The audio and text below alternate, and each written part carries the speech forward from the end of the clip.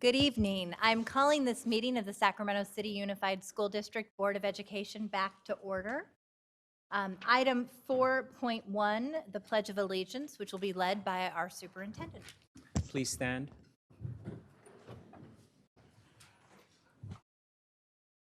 Ready? Salute.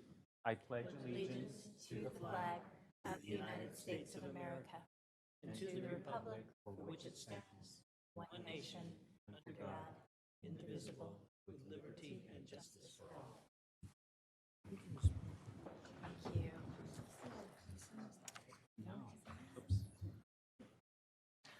We're missing one of our best parent volunteers who always adds someday at the end of our Pledge of Allegiance.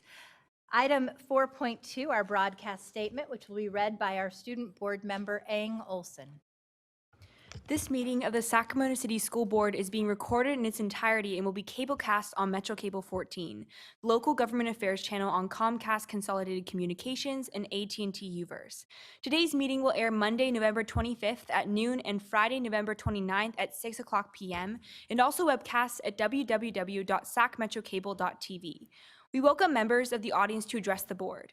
Please complete a speaker form located in the back of the community room and give them to our communications representative, along with any handouts you may have for the board prior to the conclusion of the item's presentation. Please speak into the microphone when addressing the board and state your name for the record. Please limit comments during public comment to items that are not on the agenda. If you do comment on an item that is on the agenda, we will ask that you please defer your comments until your item comes up on the agenda. Please also turn off your cell phones or place them on silent or vibrate. Thank you so much, Board Member Ang Olson. Item 4.3, our stellar student recognition. Tonight we'll be recognizing the Native youth of Sacramento and presenting an award to those youth. If you can please come forward. I am very proud to bring up this item tonight. I will tell you, the Native Youth of Sacramento is a group of inspiring 7th through 12th grade students in the district. They have a remarkable mission to build community for younger generations of students and increasing the knowledge of their culture and heritage. They were recently instrumental in hosting the Wilton Rancheria Halloween event, where they volunteered time assisting, planning, facilitating games for over 200 youth. And they also are part of the Sacramento Native American Caucus, which recently requested their assistance recognizing veterans by volunteering time to bead necklaces for Native American veterans in the Sacramento area. NYS is the district's first Native Youth Leadership Council, and the program has assisted in the development of several young Native leaders becoming ambassadors to the Sacramento area. Working with the Sacramento Native American Health Center, my Brothers Keepers Fellows, the Fifth Direction Young Men's Talking Circle, Coble Scholars, Alan Alvera Memorial Scholarship recipients, and former participants that have also successfully contributed and graduated from Sac City Unified School. This year, our NYS youth will complete a youth participatory research project with the assistance of their adult facilitator, Celeste Osife. And I want to just recognize that recently several of our Native youth and our caring adults brought forward a report that was put together by Cecil out of San Diego, really looking at disproportionate impact of K-12 policies and suspension and expulsion, and found that our Native youth quite often, because a smaller percentage of the population do not get the amount of focus on their journey, their struggles, and their contributions in the way that they need to see equivalent to other populations in our district. What they found is that our Native youth at the same rates of our African American youth are often overrepresented in suspension and expulsion, and yet under-recognized for the incredible contributions and cultural experiences that each and every one of them bring to our district day in, day out. I want to thank our NYS youth and their amazing mentors for continuing to elevate their voice and grow our leaders to become powerful future voices for Native American youth and the experiences that they will ensure will not be forgotten, but will continue to be a vital part of Sacramento, California, the nation, and beyond. If you can turn around, we'd love to recognize you and have you say a few words.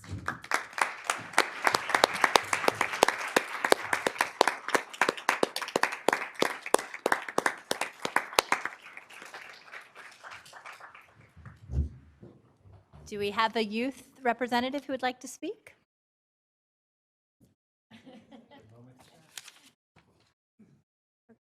Matrixis Akoni Yasa Cecilia Akoni Nu Miwok Ion. Hi, my name is Cecilia. I'm Miwok from Ion, and I want to thank you guys for representing us and just showing us here tonight. I feel like it's showing our youth more and more that it's okay to be out of your shell a little bit, and it's okay to let loose and just be who you are for your community and for yourself. So thank you. Thank you. We have certificates of recognition that I'm going to bring down, and we're going to take a photo. Any of my board members, please feel free to join me.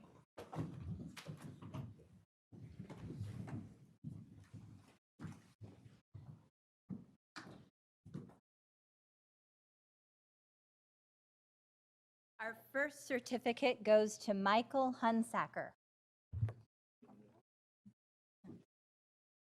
Our second goes to Max Jernigan. Okay. Oh, wonderful. Lena McGurk.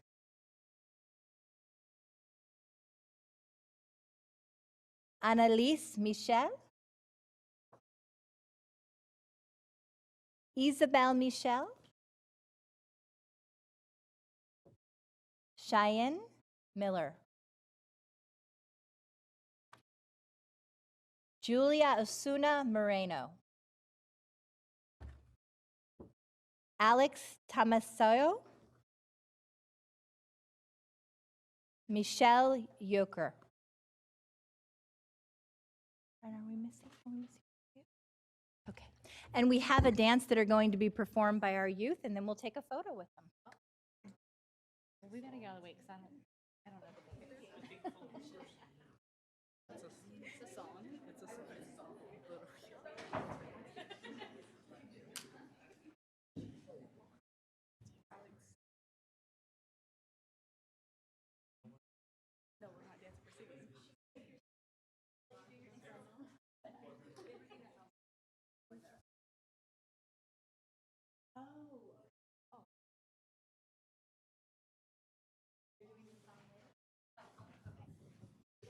We're going to come and take a picture with you.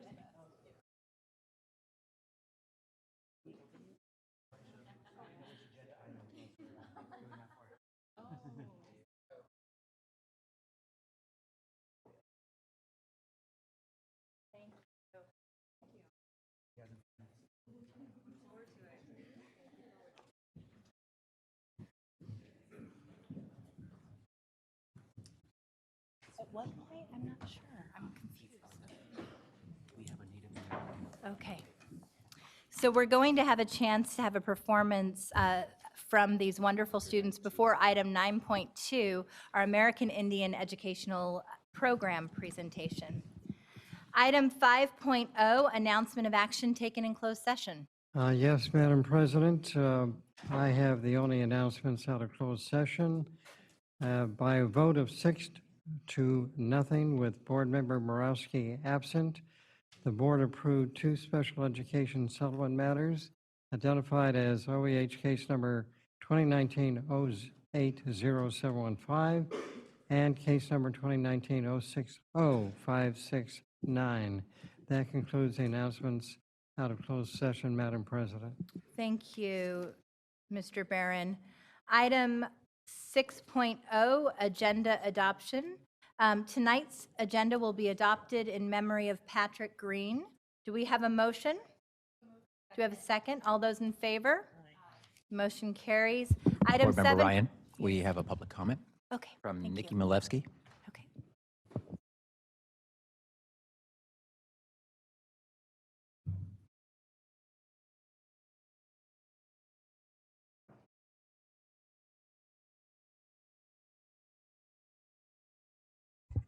Good evening. I'm Nikki Malevsky, First Vice President of the Sacramento City Teachers Association.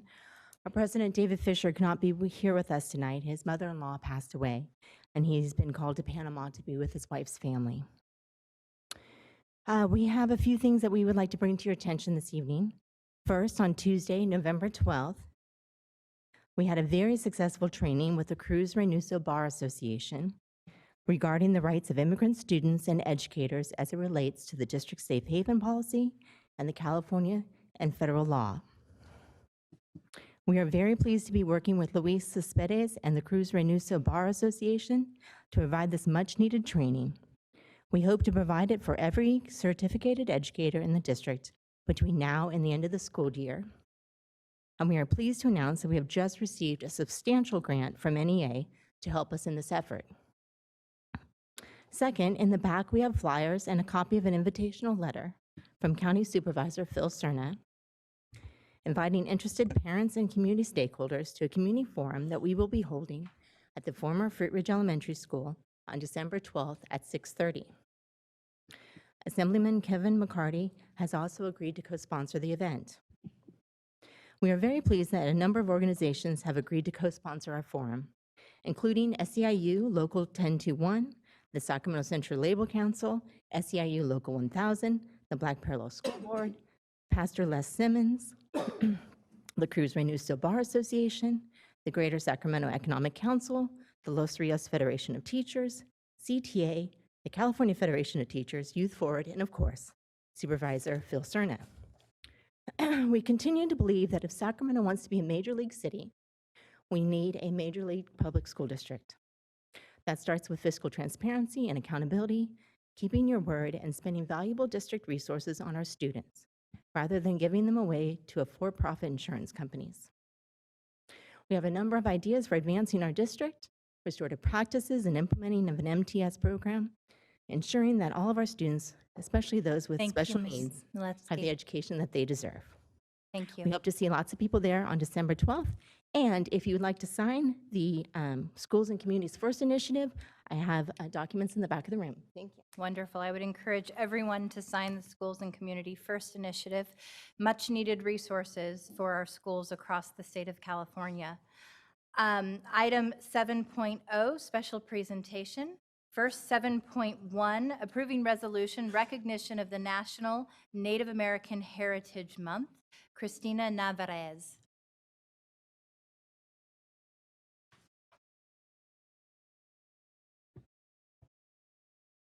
Thank you. At this time, I'd like to call up the chair and vice chair of our American Indian Education Parent Committee, Susan Morla and Melissa Iniguez, Thank and you. also any other parent committee members if they'd like to come up.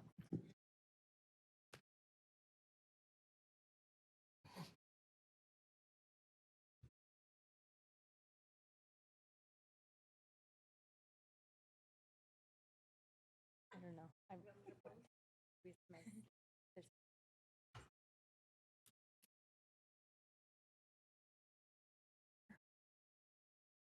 Okay. Go ahead. I'm not entirely. Okay. So I'm happy to read a bit of the resolution, and if any of you wanted to provide comment, I know that you had expressed interest. Tonight, we're going to adopt a resolution in recognition of National Native American Heritage Month.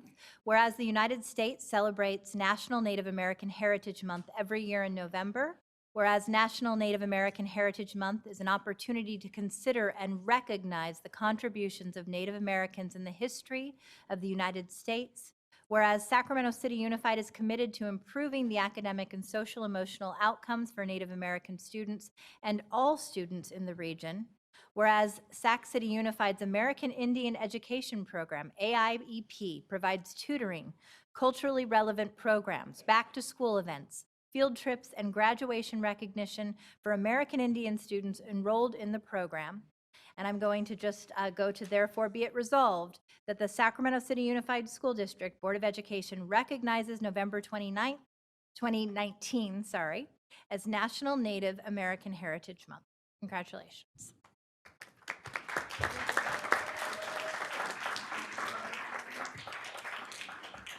President, there's two of them. Did either of you want to provide any comment?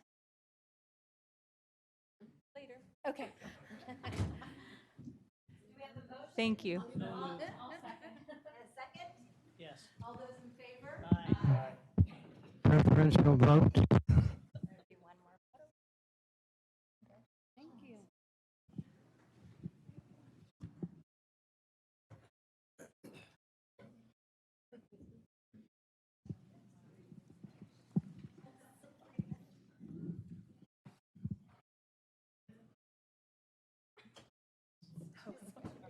Congratulations. Thank you for your presentation. I'm looking So the record will reflect the preferential vote was cast in favor. Okay, and our student preferential vote? Aye. Thank you so much, Board Member Ing Olson. Item 7.2, approving resolution of number 3112, recognition of National Adoption Awareness Month. I have to tell you, I am incredibly proud to bring this resolution forward tonight for multiple reasons. I think you know that I am a proud adoptive parent. The greatest thing to ever happen to me was adopting my son at 6 months old and my daughter at nearly 4 years old. Life-changing, and the fruition of a family that has given me so much. I will say, we know that in Sacramento, we have adoptive families who are the fabric of each and every one of our Sacramento City Unified Schools, and that quite often, one of the realities of our adoptive families is that despite the fact that they reflect the beautiful diversity of families that are contributing in remarkable ways to our school community, their experiences are not always reflected. Many children who are adopted, whether they've been adopted internationally, nationally, or through foster care, don't necessarily have the information on their background that fits traditionally into the neat model of a family tree.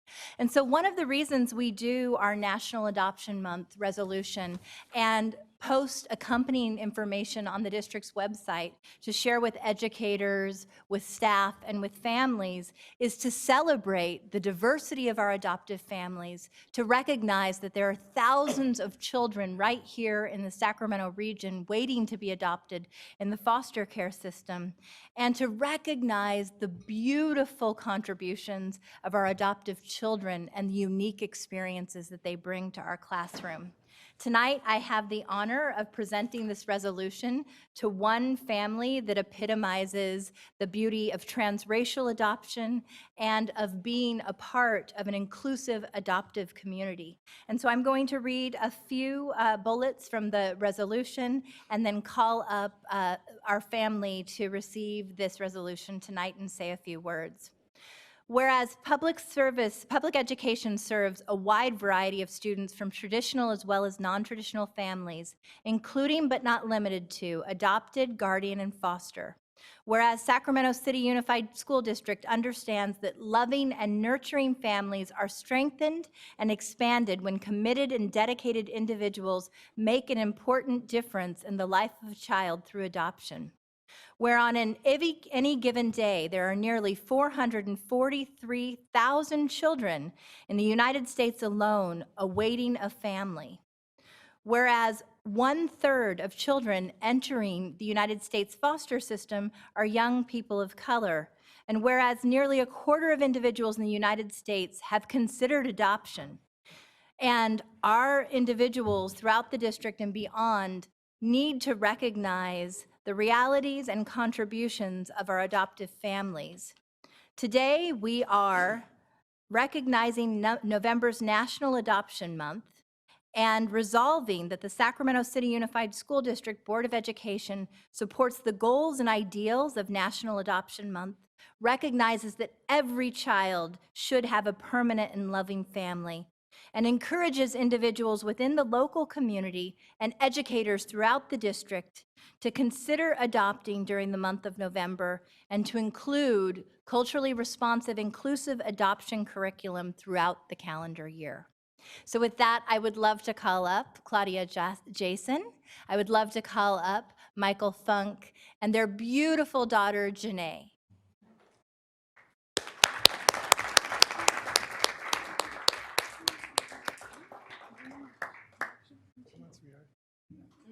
Oh. I think, I, I think it's the first time she's testified before a school board, if I recall. Superintendent Aguilar, President Ryan, and distinguished board members and community members with us, many I know and have the pleasure of working with. We were filled with joy at the invitation to come tonight to represent adoptive families that are part of this district, part of the fabric of this district. We're thrilled to be a proud family of Washington Elementary School District and all of the wonderful children there. And many, many people have come to us and just with a warm heart have said how lucky Janae must be. And we are saying back all the time how lucky we are, because she has she's blessed our life in ways that I cannot describe or ever imagine, and she's enriched our family and our public schools. So thank you for this honor. Thank you, Michael.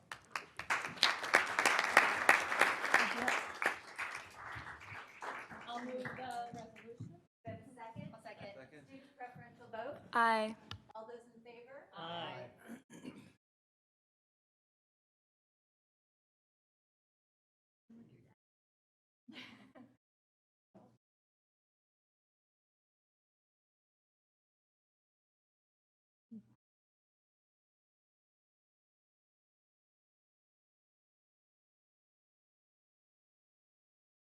We do one more? Come hold it. Yes, I love it. You can show Brooklyn tomorrow.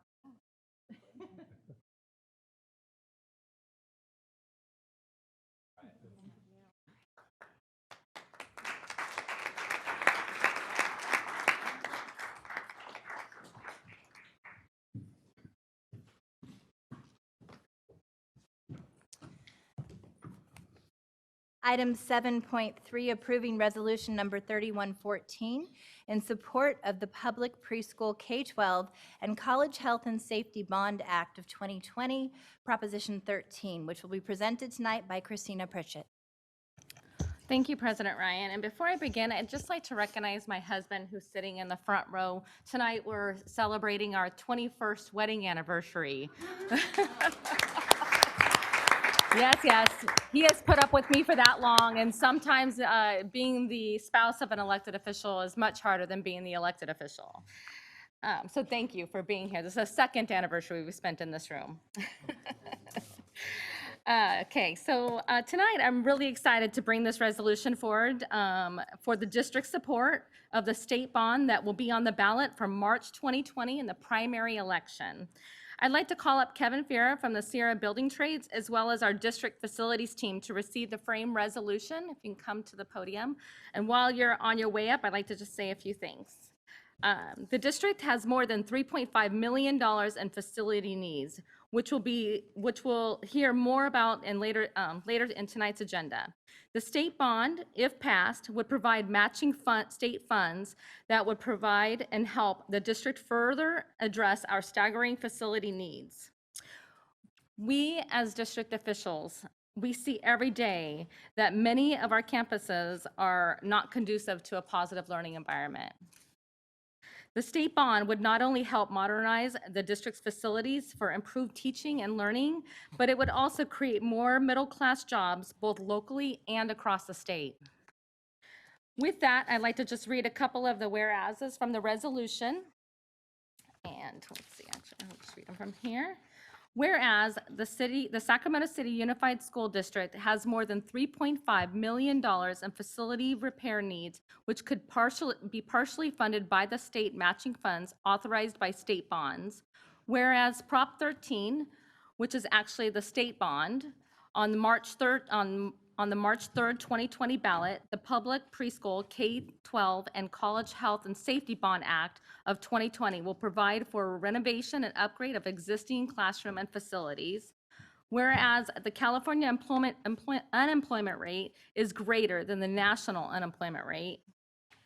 Whereas 17,000 middle-class jobs are created for each $1 billion in school facility infrastructure investment. Whereas Prop 13 will provide a combined $18 billion in state and local funded elementary and high school projects. Whereas 306,000 jobs will be created throughout California and will include almost all building trades. Whereas quality, future-focused schools, facilities designed for today and tomorrow's students will result in enhanced academic achievement and further SCUSD's equity, access, and social justice guiding principle. Whereas Prop 13, the Public School K through 12 and College Health and Safety Bond Act of 2020 will not raise state taxes. Now therefore be it resolved that the Sacramento City Unified School District Board of Education supports Proposition 13 on the March 3rd, 2020 primary election ballot, the Public Preschool and K through 12 College and Health Safety Bond Act of 2020. Before we vote on this, I'd like to I'd also like to say that the proposed state bond highlights that the importance of the districts of having the project labor agreement that we passed some time ago. And SCUS, or that we had it, but then we revised it. SCUSD currently has a PLA in place with strong partnership between the building trades and the district. This partnership helps ensure the state-of-the-art facilities are constructed for our students and our communities. With that, I'd like to ask Kevin to share a few words, followed by Jeff Bozeman from the District Facilities Department. You can come to the podium. Good evening, President Ryan, Superintendent Aguilera, and the board members. Kevin Furr, Executive Director of the Sacramento Sierra Building and Construction Trades Council. We're happy to walk in step with the board and the district in support of this resolution. It will create jobs, thus enhance the learning environment of our students. And so with that, we are asking for a full support of the board to endorse this resolution. Thank you so much. Thank you so much, Kevin. Mr. Bozeman? Good evening, President Ryan, Superintendent Aguilar. I would like to introduce, I'm Jeff Bozeman, the construction manager for the district, and I would like to introduce our team. This is Rachel Chard, Amna Javid, Alan Contreras. This is our facilities team. This is the tip of the spear when we're planning all our projects. I would like to thank you guys for supporting this resolution, because this is another tool in our belt to guide us to bring our students into the 21st century learning and give them the facilities they will and much need to deserve. So I want to, with that, for all of us, I would like to say thank you for your support. Thank you. I'll come down with the resolution, but I will move to support resolution number 3114. And I will second. All those in favor? Oh, student preferential vote? Aye. And Jeff, I want to thank you. I know that you were leading the project at American Legion, which opened up yesterday, our beautiful culinary academy, incredible new gym, and that it was your first project, and it could not have been completed in a better fashion. We are so proud of what you were able to do for our students. Thank you. Thank you. And all those in favor? Aye.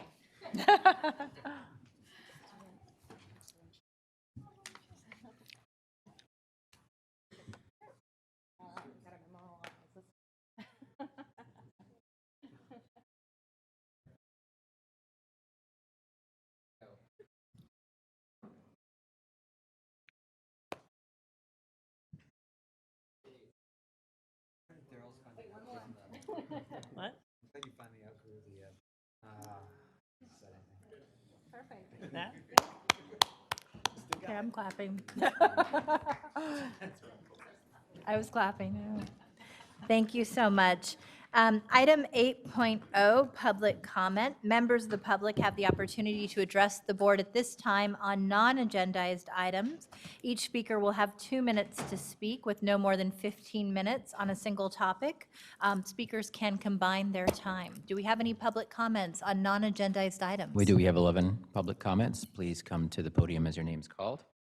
We're going to start with Crystal Moreno, Alina Cervantes, Tara Thronson, and Shannon Smith, and Art Taylor. I thought you wrote something. No, it's wondering why Very nice note. Nikki came up and On what? That's what I was trying to figure out. On what? Good evening. My cousin Crystal's going to yield her time to me. Unless I talk fast, then she'll take the leftover time. Okay. So Anne, we have 4 minutes on this item.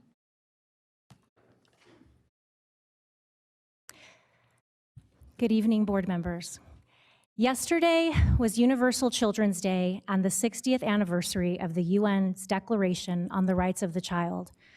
Monday, November 18th, was Wilma Mankiller's birthday, the first woman elected to serve as principal chief of the Cherokee Nation. I'm usually here speaking as a parent, but tonight, I'm proud to be here as an Indigenous woman and as a teacher of almost 25 years to reaffirm children's rights to equitable education and to call on my fellow teachers to be the peacemakers. Wilma Mankiller said, quote, "In Iroquois society, leaders are encouraged to remember 7 generations in the past and consider 7 generations in the future when making decisions that affect the people. To our district and labor leaders, and particularly the leaders who will not come to the table, I urge you to also consider future generations." Wilma was referring to the Haudenosaunee people, which means people who build a house. The name refers to a confederation or alliance among 6 Native American nations. The nations of the Confederacy recognize themselves as the Haudenosaunee from their own language, meaning that they made the house, symbolizing all the nations coming together as one. The symbol, the longhouse, was provided by the peacemaker, and it signified a way of living together as families of the same house. And what can we learn from them? One of the most important events that shaped them was the creation of the Great Law of Peace. It guided them through all aspects of life.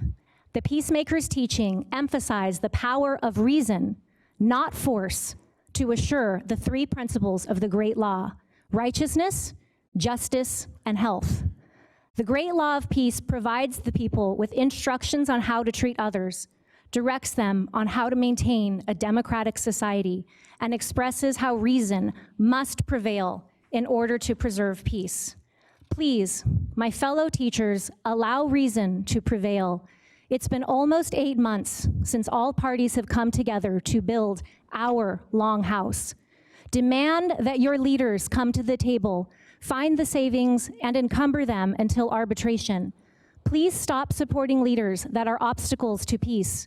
Please stop supporting leaders that set the tone for intimidation tactics that I have experienced as a parent, and I know other teachers are experiencing when they don't blindly follow.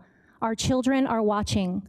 We need the district and leadership from all 5 unions to work together to solve these problems, just as the original 5 nations of the Haudenosaunee came together, connected by the Great Law of Peace. As we approach Thanksgiving, I want to end with a part of the Thanksgiving address which gives thanks to the enlightened teachers. We gather our minds to greet and thank the enlightened teachers who have come to help throughout the ages. When we forget how to live in harmony, they remind us of the way we were instructed to live as people. With one mind, we send greetings and thanks to these caring teachers, now our minds as one. I call to the enlightened teachers among us, please come together for our children. Thank you. Thank you.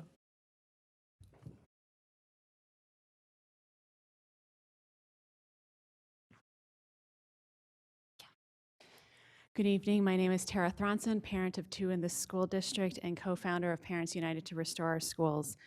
We continue to call on our decision makers to come together and resolve the challenges facing our district. The last attempted meeting of the district and SCTA was on April 8th, 2019. That was 227 days ago. This is unacceptable. We know you chose to serve in this school district in your various ways to serve our students, not to fight with adults. We need you to have a functional relationship for our children. The dispute on the current SCTA contract remains regarding healthcare savings that do not yet exist.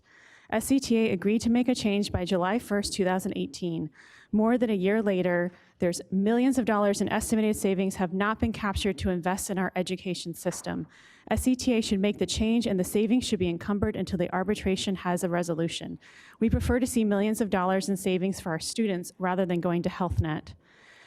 And finally, parents founded this group because we want fiscally solvent budget and transparent budgeting practices such that we avoid a state takeover and create a district that provides excellent education to every student. We still have a structural deficit with no path to a solution. Board members, please share with us the potential solutions to address the estimated deficit, the estimated annual cost savings for each potential solution, and the funding source.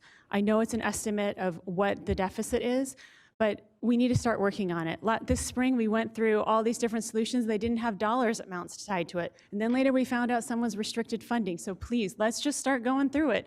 Lay it all out. And if it has to do with negotiated bargaining solutions, tell us what those potential solutions are. So as parents, we can be involved. Developing a fiscally solvent budget is good for our kids. And as parents, we can't solve this. We need all 5 unions in the district to do this together. Thank you. Thank you.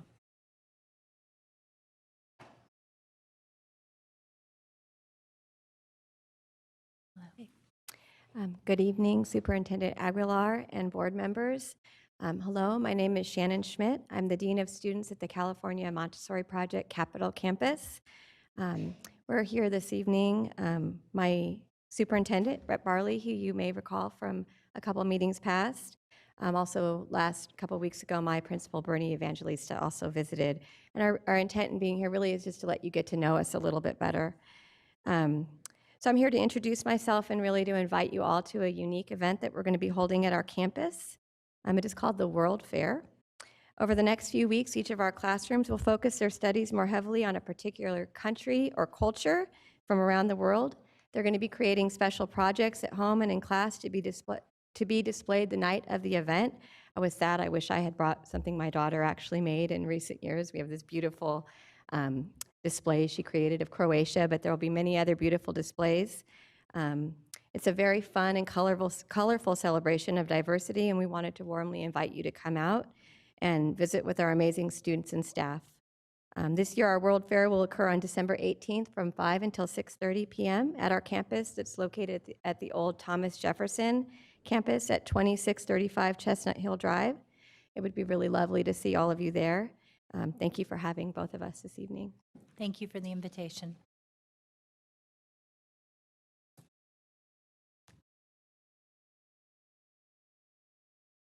Good evening, Board. My name is Art Taylor, and I don't want to be redundant, but I would like to basically go over a document that was published October 18th, agenda item number 92, and it speaks to the school resource officers, the SROs. I was here approximately 2 weeks ago and couldn't believe what I saw, so I'd like to kind of reenact as far as what should have been said. And basically, it was noted that the meeting, the SRO positions might go away or did go away. I don't want to appear to be a broken record, but I do want to note that the SROs in your particular document are essential as far as crime prevention and intervention issues in both the schools and the community. I also want to note that they work closely with schools, students, and staff, community members to build relationships. I also want to note as far as the driving governance, prevention of minimizing property damage in the school and surrounding areas, prevention of school injuries, and even deaths due to violence, drug overdose, reduce the needs for 911 calls, reduce the likelihood for criminal records for students, increase the likelihood that students will receive mental health issues if necessary, and increase the feelings of safety among students and staff. I would request that the board reconsider or review as far as your particular document dated October 18th, 2018, agenda item number 9.2, and review the SRO, and I believe that they are essential as far as keeping the peace. Thank you. Thank you. Our next 4 speakers will be Rich Vasquez, Michelle Tebbs, Edgar Solano and Mayra Solano.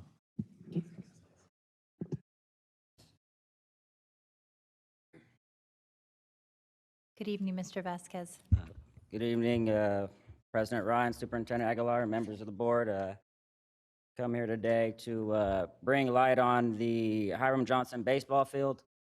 There is, there's no field on campus, so, that's kind of, it brings a lot of challenges for, for our kids. We see it, we appreciate the football field, it's brought, school spirit, school, we're bringing us up, but we need all our athletes to feel that way. My kids didn't have sports in elementary school, so we're moving up through, now we're in high school, and then you come to high school, if they didn't have sports in elementary or whatever before, now you come to a field and it's trash, that ain't gonna build them up, that ain't gonna make them feel confident in playing. And again, school spirit, they walk a block or a couple blocks away to the field, it's not on our school site. You're not gonna have no school spirit, and what do you think those kids are feeling when they seen the whole football field come? You service those kids, that's good, but we got a lot of other stuff going down. Let me see. And then once again, like I said, we appreciate the football field. That is great. I've been to, since we've been on high school campus, I've been to over 100 sporting events at different campuses, and our facilities are really lacking compared to every other district, every other school that I've been to. We walk on the campus, hey, look at the architecture, look how great it looks, look how, that makes you feel good. Especially coming from poor kids, we want to go, we want to see great things, feel good. You guys, like I said, you did the football field, that's great. You repaved the parking lot, that's great. I didn't know that happened. I came in the first day, I was like, wow, thank you, that made me feel great. Once the office gets open, that's gonna make us feel great. Like I said, and we can't do it halfway. We did repave the tennis courts, but I haven't been out there, but I looked and you have this wooden plywood. So I'm looking out there, I'm like, oh, nothing's going on, it looks disgusting. But the surface is repaved, but how do I know that unless you go out there? Mr. Vasquez, are you combining your time with For another a couple of them, commenter? yes. Okay, can you add, for 2 others, you're saying? That's fine, yeah. Okay. That's part on the facilities. Also had a couple things with the teacher vacancies. My child still does not have a math teacher, so we're, how many days? 13 days into the second quarter. Our school site needs help. I don't know how that's gonna work if we don't have teachers. I'm looking at the SARC reports, 16, 17, 2 vacant teachers, 17, 18, 1, 18, 19, 3, 15, 16, 7 vacant teachers. We're filling those statistics now, right? How are we gonna get better? Looking at the reports, well, that's the statistics now, that's 3 years ago. Like you said, we can't get better, we can't move forward unless my kids have teachers. That's just mind-boggling. So again, we need to start pushing this calendar change, right? Every other district's moving ahead. They get all the quality, they get all the good people, everybody's getting their jobs done, and then we get left with what? Probably nothing, right? Because we still don't got teachers coming for our positions. So no one wants to come here. You leave our positions up all year. Who's going for them? Obviously nobody. Who wants to come to the most struggling site? Nobody, right? When you guys gonna help us? When is it gonna change? Well, we're gonna keep banging on the door now because that's the only way it's gonna happen, correct? And again, like you said, you guys are doing good work, but myself, I'm living generational poverty, generational single parenting. I need better. My kids need better, right? I have a child at West Campus. She did hard work. Now I have a child at Hiram Johnson. How do you think she feels? Right? You're going into the worst site and you don't have teachers. That ain't making a kid feel good, right? Now I have to keep saying, oh, it's okay, it's okay. What's okay? Nothing ain't okay, but I have to keep telling her that just so she has some confidence in what's going on. So, and like I said, good work, but I can't be satisfied because I only have 4 years left, and this is prime time for my kid and my bloodline. If it don't happen here, when is it gonna happen? This is the time we need help. I appreciate it. We keep moving forward, so good job, thank you. Thank you, Mr. Vasquez. Nothing? Mike? Okay. Playoffs practicing. Right. My son's been We're gonna playing. one Sorry. second, we'll reset the clock, please. My son's been playing baseball since he was 4, and that's all he wants to do in life. And so, not having the proper facilities, no batting cages, for him to be scouted is almost impossible. I have to pay to go outside places for him to do all those, for him to be able to get better. He has a great coach. Coach Hammer is fabulous, and he's done a lot with the program, and the principal and everybody backs him. But they need a field. They need a field bad, and if that could happen, that would be great. Oh yeah, playoffs, because we're piggybacking with a little league field down the way. So when playoffs come, we only get to practice 45 minutes because we have to share the field with little league. So it dampened our Yeah. playoff season last year. So it was rough. Thank you. That's it. Thank you. So I know that Mr. Browning's coming back, and this will be an item that we'll be discussing later in the agenda. I want to thank the board for pooling resources that could have been spread out across board member areas to be able to put the significant investment into the Hiram Johnson football field and practice track. I think later on in our presentation, we'll be able to answer whether or not this next facilities bond would give us the capacity to do upgrades such as the Hiram Johnson baseball field, since we've exhausted our funds for the athletics upgrades. Board President Ryan, we do have 3 additional public comments. Okay, thank you. From Garrett Kirkland, Trudy Moore, and Maria Rodriguez.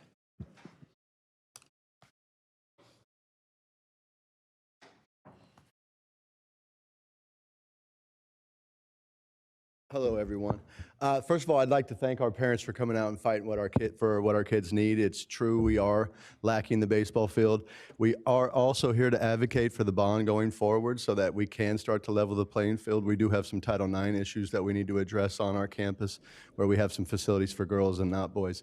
But I really appreciate our parents coming forward and advocating. I know that the parents you see in front of you tonight are advocate contributors to our campus, and I tell them all the time, I need that line of parents pushing for what their kids deserve. So I appreciate them coming out tonight. I'm going to advocate for the bond and ask you to let us know what we can do as a community to support it, because we're in desperate need. I will tell you we are making moves on the tennis wall, but the baseball diamond is nowhere close in terms of what we can do with our budget. So thank you very much. I appreciate all your hard work, and we have plenty more to do. Thank you. Thank you so much, Mr. Kirkland.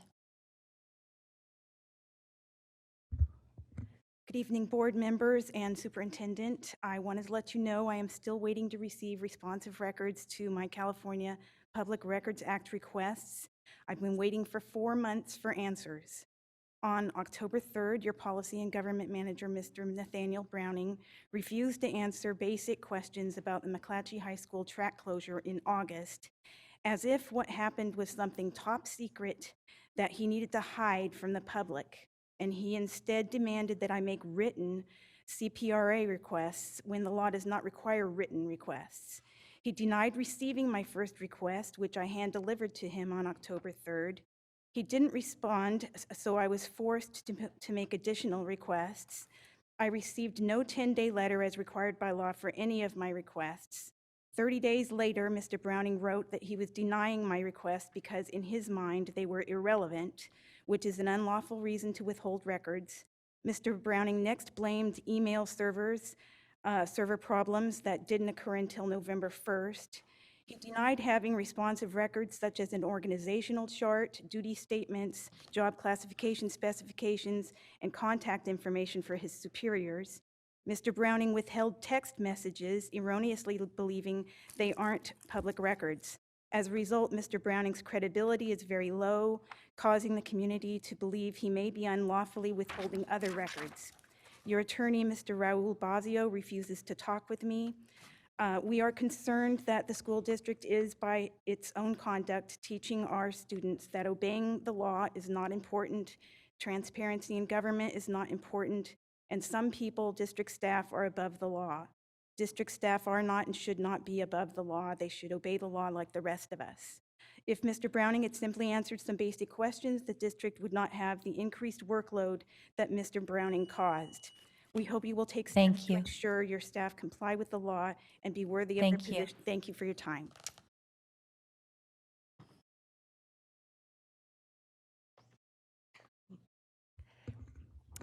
Good evening, President Ryan, Superintendent Aguilar, and members of the school board.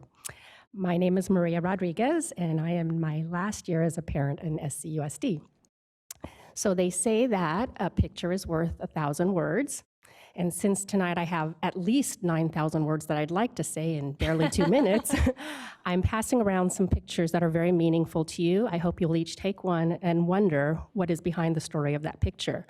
I chose to keep one for myself, and this is a picture of me and my children's 4th grade teacher, Miss Chedoritsky. She essentially voluntarily led the band for 4th graders, 5th graders, and 6th graders, and teaches our youngest students how to play music in a collaborative way. My sons played piano, but it's different playing it in a collaborative way. And I wondered, what if all schools had that opportunity?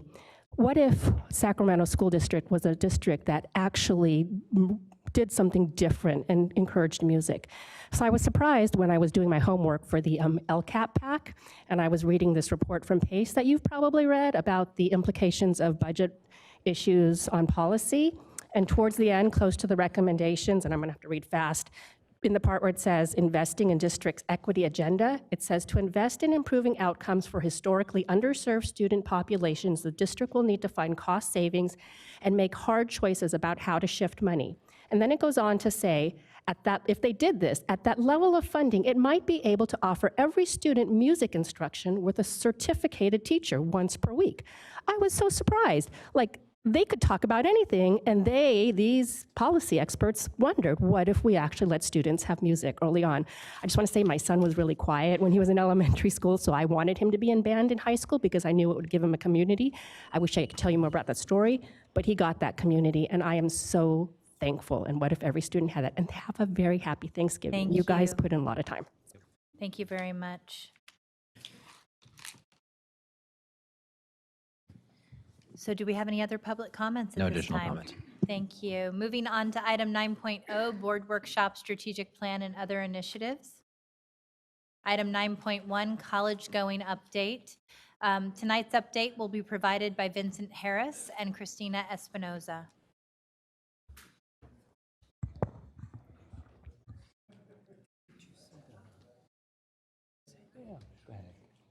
At least everyone was talking.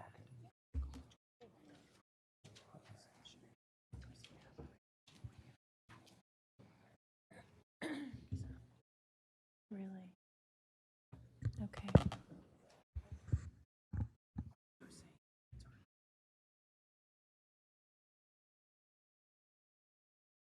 Good evening, Board President Ryan, Board members, Superintendent Aguilar. My name is Vincent Harris, and Chief of Continuous Improvement and Accountability. I'm joined by a distinguished group of other district employees and staff to share with you tonight some of our very specific and intentional efforts to support our college-going efforts.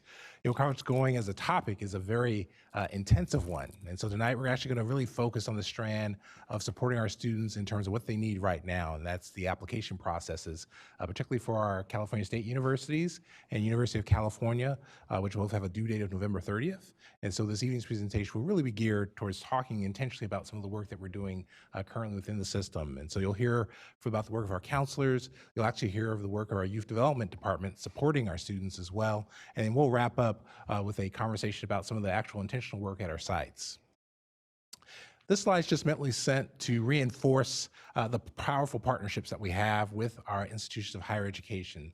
And on this slide, you see some of the institutions that work most closely with us through a joint agreement, actually, data sharing. Sacramento State University, Stingers Up, University of California, Davis, University of California, Merced, and really equally important, Los Rios Community College District. All of these higher education partners have really been intentional in supporting our students through the years, and we've actually been leveraging those relationships more intentionally in the last couple of years through our data sharing agreement. With that, I'll turn the presentation over to our Director of Guidance and Counseling, Christina Espinoza, and she'll take you more deeply into some of the data that's taking place right now. Good evening, everyone. So very briefly, this slide pretty much speaks to the entire matriculation process that our high school seniors have to navigate. So starting with whether or not they're on track for graduation, whether or not they've met the minimum eligibility requirements for UC-CSU, through the, taking the college entrance exams. And then our ultimate goal is to not only get them into a post-secondary institution, but also getting them through that post-secondary institution. So we currently are in the process of supporting our students with the UCCSU application and also submitting the FAFSA application. So that window a couple of years ago opened up in October. So we've been able to support students with the 3 processes all at once. Our PATI, our college-going culture element, this is essentially how, as a system, we're tracking the number of students who meet the criteria.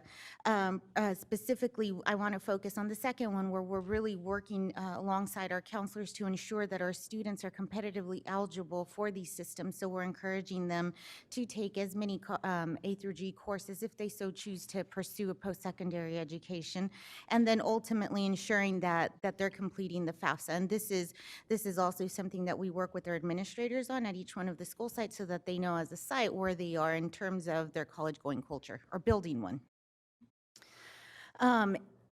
Last year, we sent out the college eligibility letters. We did so as well this year with feedback from our youth development department and students.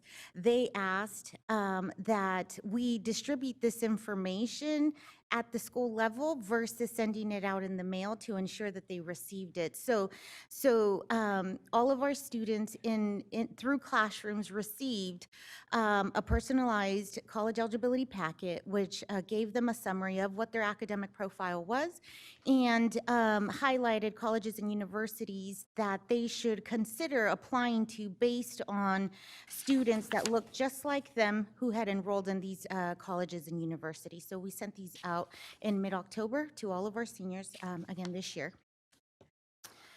Just very briefly, just as a reminder, all of our counselors are actively monitoring whether or not students are on track for A through G via our A through G monitoring tool. So this gives you gives the counselors an idea of who's on track and who is not on track, and is able to respond promptly and onto whether or not they have to take additional courses in order to meet the A through G requirements, and also determine the total number of A through G units they've completed, so you can determine whether or not they're competitively eligible. This is another dashboard that our team has access to. So we leverage the MOU that we have with our local partners, and we upload data on a regular basis. And then when we receive confirmation that a student has applied to, for example, Sac State, we turn the dashboard in that particular segment in green, so we can confirm that the students have submitted an application. And then we also populate, based on the matriculation steps for that particular segment, what has been completed. So in this particular case, this particular student is on track for A through G. We have the GPA listed, and we know that the student applied to CSU and submitted a UC application. So I just spoke to you about the data uploads. With Los Rios, this year, we've been very intentional about collecting data based on the cohort of students that were at any one of our campuses at the beginning of the year. We don't necessarily have historical trends because of some limitations related to the data integrity, essentially. But what I can share with you is that for this last year, for the graduating class of 2019, we had a total of 1,300 applicants to all Los Rios campuses. If you move to the right, we'll focus on those who completed an application to Sac State, and subsequently the number of students who actually enrolled this fall at Sac City College. Correction, this is Sac City, not Sac State. So we had a total of 639 students actually enroll this fall at Sac City, but we cannot confirm exactly to compare from the year prior for our spring 2018 graduates, whether or not 1,300 is an increase based on previous numbers. So this year we'll have a solid baseline moving forward so that we can see the impact really of the SAC or the Los Rios Promise or the California Promise. process, right? We don't know exactly what that impact is currently. So moving towards our Sac State numbers, and it's relevant because if you notice, this is historical data of the number of students who have applied, have been admitted, ultimately matriculated, enrolled at Sac State. And you'll see that for the applications, we saw a decrease in the fall of 2019 data, so this last year. Anecdotally, I've heard from campuses, from counselors, from students that they were taking advantage of the community college opportunity of free tuition, but we cannot confirm that yet. So we're working with our partners at Los Rios to confirm that information. And this is the same data from UC Davis. So if you go from left to right, you'll see that there was a slight dip in the number of applications, but we saw a slight increase in the number of admits to UC Davis locally, and then ultimately the numbers who have, the students who have enrolled. And now we'll speak to the work that's currently underway. So that's historical data. Currently, this is just a very brief summary of the supports that sites are offering our students, whether it's via college information workshops or hands-on application workshops. They have been working dutifully to support or create more opportunities for our students. So this is just a brief summary of the events that have been hosted or supports that have been hosted as of a couple of weeks ago. This is not an exhaustive list. They're actively working and pulling students out of classroom to provide supports. And now, this year, we had the opportunity to partner with youth development, which is slightly different than we've done in the past. So I'll let Mr. Dillon speak to some of the exciting work that they've been doing. Good evening, board, and thank you. I'm very excited to be able to share with you some of the exciting work that's happening as a result of the partnership that we have with Christina and using some of the funding that is a result of the Gates Foundation grant that our district was awarded. So through that, we were able to hire 5 amazing individuals who are some alumni of Sac City Unified School District, who are current college students and have become our college mentors. I'm gonna take a brief moment and let them introduce themselves. Oh, amazing. Hello, everyone. My name is Cole Carmen. I graduated from Pittsburgh High School in the Bay Area in 2015, and I'm currently a graduating senior at Sacramento State. Right now, I'm in the process of applying for my master's in urban education at Florida International University, and my high school sites are Hiram Johnson, the Met, and American Legion. Wonderful. Good evening, board. Thank you for having us. My name is Lang Vang. I'm a current senior at UC Davis. I graduated from Franklin High School in Stockton. My plan is to become a teacher after college, and I'm currently helping seniors at Luther Burbank and George Washington Carver High School. Great. Hello, my name is Natasha Tarleton. I am an alumni of Arthur A. Benjamin Health Professions High School and an alumni from UC Davis. I am currently applying to Sac State at the School Counseling Master's Program for this upcoming fall, and my assignment is at Rosemont High School and Health Professions High School. Wonderful. I love it. Hi, my name is Murphy Donahue. I went to a School of Engineering and Sciences for middle school and high school. I am currently in my last semester at Sacramento State, getting my BA in sociology. I plan to pursue a master's degree in academic counseling, and my sites are School of Engineering and Sciences and JFK. Good afternoon, board members. I had the privilege of going to Leonardo da Vinci K through 8, had a wonderful time there, and also graduated from West Campus High School, class of 2017. So thank you guys for the work you were doing. I'm going to Sac State right now. I'm a film studies major, so Blockbuster's on the way. And thank you guys. I really have the privilege of working with these young people, so thank you. And also a member of our African American Achievement Task Force. Thank you for your service there. And as you can see, amazing group of young adults, and we are very excited about the work that's to come. I am, for the sake of time, going to actually go through just some of our pieces of work, and feel free to ask questions about some of the additional work that's happening. On average, they're working about 16 hours a week because they have hectic school schedules as well. So we're working around those schedules being flexible, and they do have assigned sites that they mentioned. So they are assigned to different high schools throughout the district where they will be supporting our seniors and making sure that they're prepared for college and prepared for the next steps, and then also supporting them through the matriculation steps. as we go into our new year. They are adamantly working right now and making phone calls and reaching out to our families to make sure that they've received their college eligibility packets, to make sure that they understand the contents of the packet, to offer any supports that they may need or require. And currently, they've reached 150 families. They've left 250 voicemails, and they have a large targeted list that they're still contacting daily. They're also meeting with students in person. So they're going to the campuses and they're meeting with some of those students to determine what are their next steps and their plans, and then supporting them with that. They are also hosting college cafes that are going to be drop-in spaces during the after-school and expanded learning space, where students can come in and get support with their applications and ask questions. So very excited about that. The last piece is they are a part of the team that's helping to develop a sister campaign to our Be Here campaign, which is the chronic absenteeism campaign. It's going to be called Get There. So our Get There campaign, the motto is ready for what's next. So the goal is to create a college-going culture on our campuses through this campaign.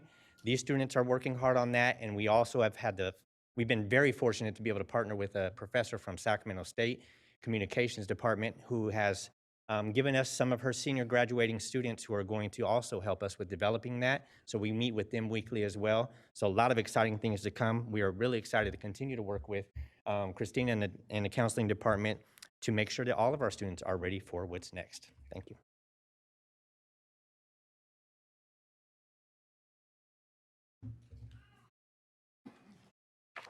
Good evening again. Come on up here, Jill, please. Hi again. I'm Principal Garrett Kirkland from Johnson High School. This is Jill Tom, one of our assistant principals. We're going to tell you a little bit of how we approach the process, and then I'm going to come back and tell you where we stand and what we hope to finish up with. We are going to be starting with how we approached prior to the PSAT, how we moved through the PSAT, and up into our current state. Good evening.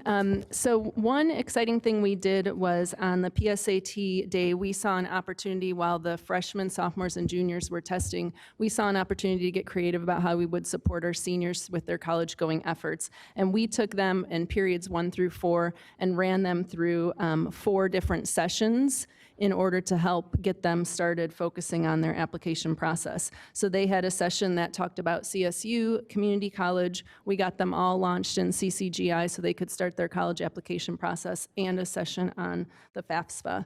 The thing that I liked most about this was that in the afternoon, after lunch, when the underclassmen were finished with the PSAT, we did 2 school-wide lessons in periods 5 and 6. So every single student logged on to CCGI and did some student surveys and got a taste of what's coming as they progress through high school. Amazing. I just want to wrap up real quick. I'll tell you that last year when we had the PSA opportunity, we sent the upperclassmen to colleges and universities. This year we decided to include the 11th graders with the test because they're the ones that needed the practice for the SAT. And we included them and kept our seniors on campus to make that secondary workshop happen. I will tell you, you see some of the things we do regularly with EAOP, CalSOAP, College Track, Junior Rise. I'll let you read that to save time. But in the end, I want to tell you where we stand right now. We have 138 A to G eligible students. Currently, we've completed 95 applications. We've only had 5 opt-outs. We believe we're going to be somewhat near 130 out of 138 when it's all said and done. And so we're optimistic to see those charts rise. So next time Ms. Espinoza shows you to them, we'll have pushed that number up. Thank you. Do you have any questions? Thank you so much, Garrett.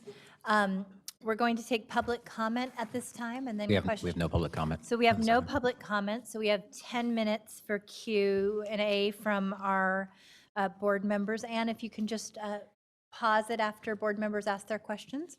Hold on one second. Our first question is from board member Minnick. Awesome. Thanks. This is really cool to see, and I am especially excited at all the mentors who are working with our students, and especially how many of you are, that you've returned to the schools that you went to? That's really cool. And that our small schools are being represented. I think a lot of times we think that they don't need it because they have, might have a closer student to teacher ratio, but they need it too. My daughter goes to the Met, and so I'm excited to know that you're out there helping those students. This is really exciting for me. I mean, this is the year my daughter is applying to colleges, and I talked to Member Ang Olson on the way in about college applications. It's exciting and stressful time, I think, for students and also for parents. But we got that letter of eligibility home too, and it's exciting to have some real stuff coming home and highlighting all the work that they've done and where it's taking them. I just had a couple questions. One of the things that I think Ms. Espinosa you mentioned was about in one of the slides, it talked about like knowing which students, like when they had applied to Sac State or Los Rios or whatever, and you had like a green mark for those. How do you have that? Is that because of our data sharing agreement, or is that on self-report? Like, So currently, we have the uploads directly from Sac State, but that is limited to those students who only apply to Sac State. There are a number of students who apply to other campuses that perhaps don't apply to Sac State, but through California colleges, when students link their accounts, we're able to identify all of the CSUs and community colleges that our students apply to. So we upload those on a weekly basis as well, and then are able to populate our tools with exactly where our students applied. so for those other schools, is that something that students need to choose to do, or is that something that happens once they connect based Once to they get connect, their yes, transcripts once they passed? connect, it automatically feeds to us which colleges, which applications they started, or it'll show us whether or not it's in progress and once it's completed. Because over time, as we populate more and more information, it's going to be pretty awesome. Yeah. Awesome to see. My other question is, and we heard this from Hiram Johnson about the support for FAFSA at your event.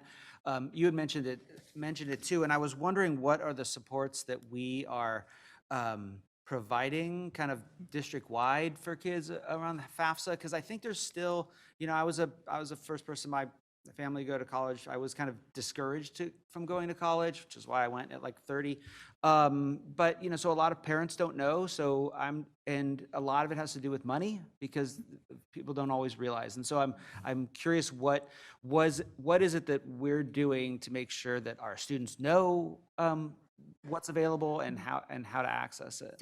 So we have a pretty strong partnership with CalSoap, who currently coordinates all of our Cash for College workshops. So essentially, these are workshops that are promoted countywide, and our sites host those. So that's an opportunity for our families to come and participate, receive information and direct support with the FAFSA. Our counselors are also pulling students out of class to do some of that work and hosting after school sessions as well. And we've worked with Sean Alexander with the FACE program here centrally as well to host an informational session here with our parents as well. And that was about a few weeks ago, and we had a pretty good turnout for that. So our sites are promoting the events and hosting support workshops before and after school. Awesome. Well, thanks for doing all this work. Yeah. I really appreciate it, all of you. And as we go to our next board member comment, really proud that Christina Espinosa did not say, we have increased our FAFSA completion rates in the last 2 years from 42% to 69% as a result of the effort, to 27% point gain, 47 to 69, 22% gain. Board Member Garcia. Yes, thank you. Well, it's great to hear all the great things that are going at Hiram, and then the students coming back. I think that's very powerful. Also, the first one in my family to go to college, and trying to navigate the financial aid application process, the college application process, is just overwhelming when you don't have someone to help you. So thank you for your commitment and coming back. I did want to go back to the FAFSA piece because I was recently at a college affordability summit last week, and I heard a number that is still stuck in my head, which is that we're leaving $500 million on the table in terms of aid in grant support. And FAFSA is more than just financial aid based on income eligibility and other eligibility criteria. It's also sort of a gateway to grants, scholarships for higher income kids. So I want to make sure that that we're not leaving any student behind, that we're opening that door for every single student and let somebody else say no to them rather than them not being able to apply for that aid. So I wanted to revisit something that I thought I had asked about or for several months ago regarding exploring the opportunity for Sac City Unified to change board policy in terms of graduation requirements and requiring the completion, not the submission, because there's a big difference between submission and completion, the completion of the FAFSA as a graduation requirement.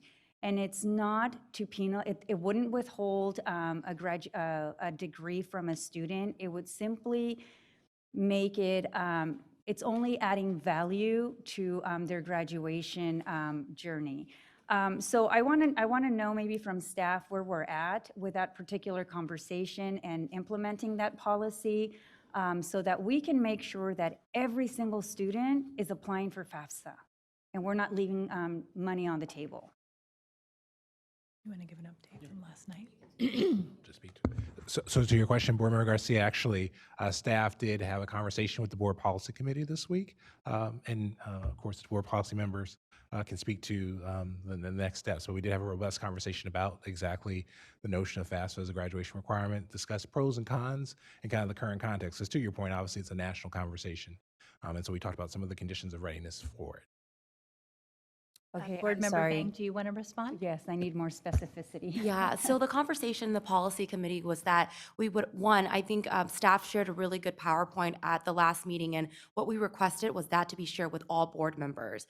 So not just within the policy committee, but that for us to also revisit this and bring it outside of the policy committee to have a larger conversation with the entire board around the requirement for FAFSA. And so we've requested for that to come back to the full board and not just a policy discussion, so that the board can actually have a robust conversation around the requirement and actually move in that direction. And so that's what we're planning to do. I don't know when it will come.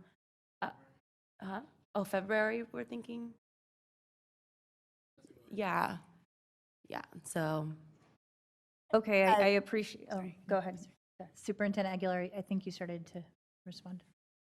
Yeah, I was just going to mention, essentially, we were asked by the policy committee as part of an agendized item to present what we have done with respect to FAFSA completion, Member Garcia, as well as some follow-up in terms of our analysis based on discussion we had with Valverde Unified School District in terms of how they implemented and such. How Louisiana implemented statewide, and then again, as Mr. Harris indicated, in our context locally, what might be the conditions of readiness to prepare for implementation if that were a policy that that came from the board or that was legislated by the legislature.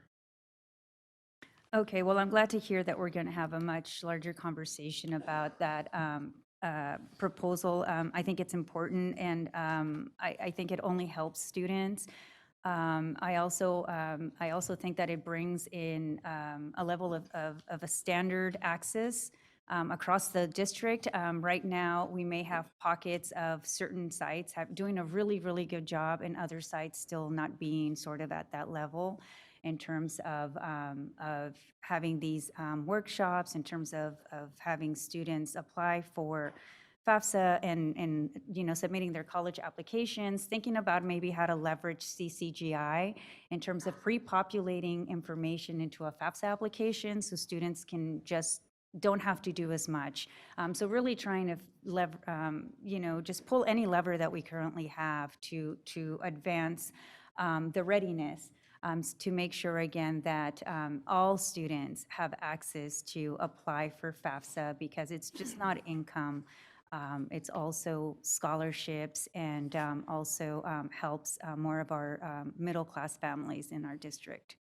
So, but thank you. Thank you for the great work that you're doing, and this is very exciting. So we have about 4 minutes left for comments. Board Member Pritchett, followed by Board Member Vang. Thank you, President Ryan. I appreciate the conversation from my colleagues. And I just wanted to tell you how much I appreciate the work that you're all doing, and congratulations on the high numbers of our students that are now completing the FAFSA. I know it'll make a huge difference. I guess I really just have one request, and that is it. When we at our school sites have our college fairs or workshops such as this, I would like to request that we have a table with somebody manning it from the building trades. And the reason why I'm asking this is because I think that I truly believe that every one of our students should have the right to go to college. I came from a family that did not push college on, which is why I'm in college now as a grown woman, which I'm graduating in a few weeks. And but I also think that college is not for everyone, right? And many of our schools right now are offering our ECD programs that are teaching our students some hands-on skills. So I think that we should also be educating the parents that are coming to these workshops of what other programs are out there where our students could be making a decent wage. So if you could also, maybe with our staff, working with the building trades of getting them out at these events as well. That's my only request. Thank you. Thank you. Board Member Morawski. Hi, thank you for your presentation and for all of you being here tonight. I just wanted to ask a quick clarifying question about some of the slides. I don't see page numbers, but the slide, the graphs of seniors who were admitted, matriculated, and enrolled. There's one for CSU and one for UC Davis. If you could just help me interpret these slides, and does it relate back to anything we've done with the college packets? I would hope that we would see some of the increases, or we could attribute some of the increases. What I can share with you is that last year, we did survey our seniors and asked, the idea behind the packets was that they would consider applying to colleges that they were matched to. And we asked a question of students on whether or not the packets influenced their decision on which colleges they apply to. And we saw about 15% of the seniors who completed that survey indicated that it did. So this fall, when we administer that survey again, we're hoping that we see an increase in that number.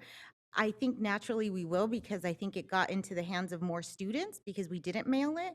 So, so I'm hoping that that will influence the numbers. But again, we'll have to wait until we get all of the college application data to analyze where our kids applied to see, you know, what our fall 2020 data will look like.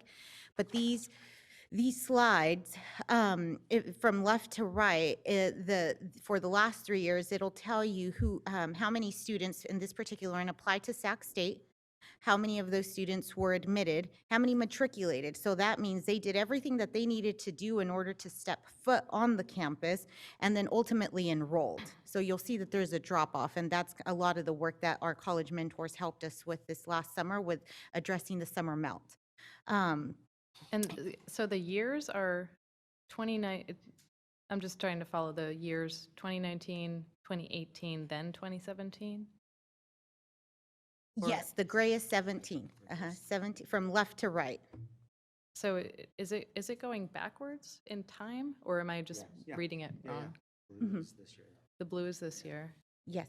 So I should be, like, if... Yes, and just note that this is fall enrollment. So this is higher ed, you know, that they enrolled in higher ed or applied for fall of 2019. So that's referring to our graduate class of 2019. Okay, freshman in college. Yes. 2019. Okay. Sorry, we should have clarified that. Okay. Yeah, I guess I would just request then maybe next time to have the graphs go in chronological order? Or is there something I'm missing about the way, is there something particular to these graphs that threw me off too. Okay, okay. Just it's a normal convention, so I'd appreciate next time because it did throw me for a loop. Sure. Okay, thank you. I appreciate that. Board Member Wu. Thank you. I was just wondering, it's kind of late now, but the Black Expo, College Expo on Saturday, where is it going to be and what time? College Expo is at Sac State, and it's from, I believe, 9 to 3 p.m., I believe, this Saturday at Sac State in the pavilion. And is it like years past where we had it on our campuses with the HBCUs? Okay, so there's two events. So what you're referring to is the HBCU College Fair that is hosted typically in early September. As of last year, Sac State and a consortium has hosted the Black College Expo in addition to our annual HBCU College Fair. That one is going to be hosted this Saturday. Okay. At the Sac State campus. Thank you. Yeah, I'm going to. Thank you, Board Member Wu. I have a couple questions and comments, and you didn't stop the clock when the staff was presenting, so I would add 2 minutes to that, and then we'll have some final comments from the superintendent. So first, I just want to thank you, Ms. Espinoza, for all of your incredible work, including the impact of master scheduling, which has resulted in a significant increase in the number of students who are four-year college eligible, including a 7% gain for our Latinx students. I cannot talk enough about the importance of the data sharing MOU. So, I think in addition to an increase in enrollment in Los Rios, I think what we are seeing as a result of AB 705 is direct placement into transfer level math and English is increasing, and I'm really excited to see that data now that we're looking at that cohort. I just recently had a conversation with President Nelson at Sac State, and he wants me to relay this message, which is we are sending them prepared students. So as you know, with the executive order at the CSU level, remediation was removed from the CSU system. Sac City students are going directly into college level at Sac State, and they're succeeding, and he wants us to know that. And so that's a big deal. I do want to say a couple things on the college eligibility packets. I would like to suggest that if they are not going directly in the mail to families, that we include some sort of promise or pathways form that families sign that acknowledges receipt that students would bring back. I think that's simple. I've seen that as a best practice in other districts. It'll be helpful to our amazing college ambassadors. I also want to suggest that we incorporate a cost of college calculator in our tools that we're developing and on the website. I'll tell you, I have one at the Campaign for College Opportunity that we've developed. I'm concerned that this chart that we're looking at that's showing a decline in CSU enrollment is a direct correlation to a free tuition promise at community colleges. And when students are hearing that, they're quite possibly undermatching. I think we're seeing this. And so they need to know with the cost of, total cost of attendance calculator, that actually it will be an increased time to degree, if you look at historical trends, and that time away from the workforce and increased time to degree will result in a more costly education, even with the free tuition at community college. We have to empower students with that information. So I'm really hoping that we can incorporate those things and looking forward to working with you to do that. And then I just finally want to say I'm so grateful to the work that we're doing to push our college-going culture down into the school district at all levels and for families, and all of the tools that we're putting in place, such as the California College Guidance Initiative, to simplify our ability to track progress and identify when students are off track. So Superintendent Aguilar has a couple questions or comments now. Thank you, President Ryan. I realized that because we had some slides that focused on FAFSA, that there was a lot of interest in that topic, and I promised that we can come back to you at a future date and just have a conversation about FAFSA. But I wanted to just finish off this conversation with this image of our Performance and Targeted Action Index, because I want to be able to recognize as a board how difficult this work is, and really that the application piece is just one element that we're monitoring.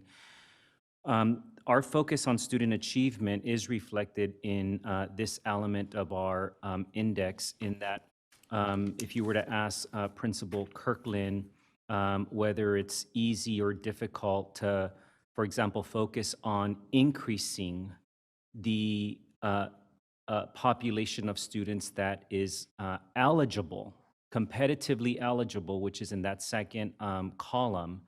And competitive eligibility, as you know, is usually defined as having 19 A to G units, not 15.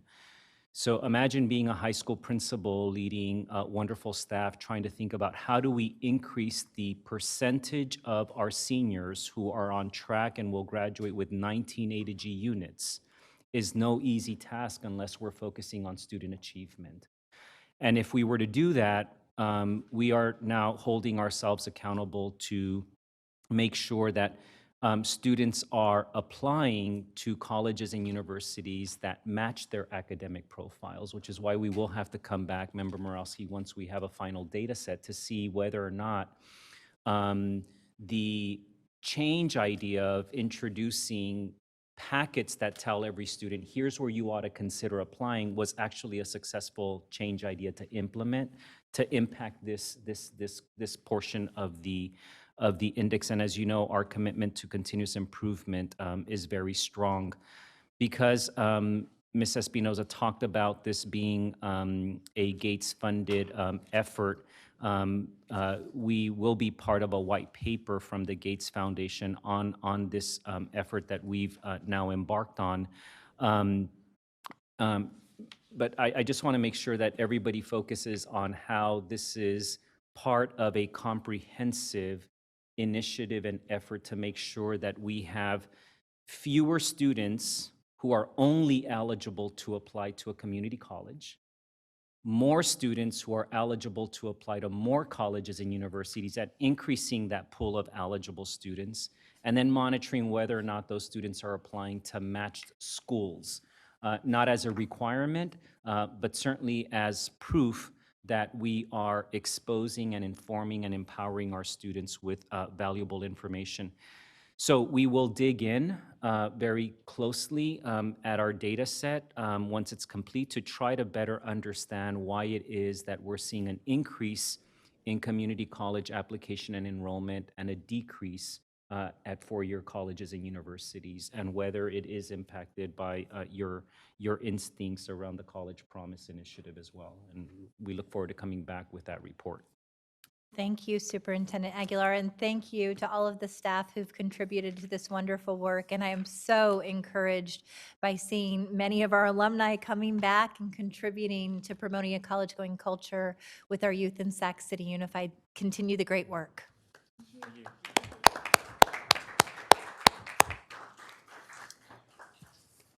That was an item for information only. Item 9.2, the American Indian Education Program. This evening, it will be presented by Christina P.C. Narvaez and Marcus Struther.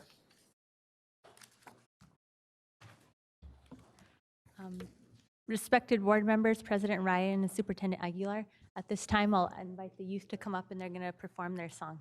Lovely.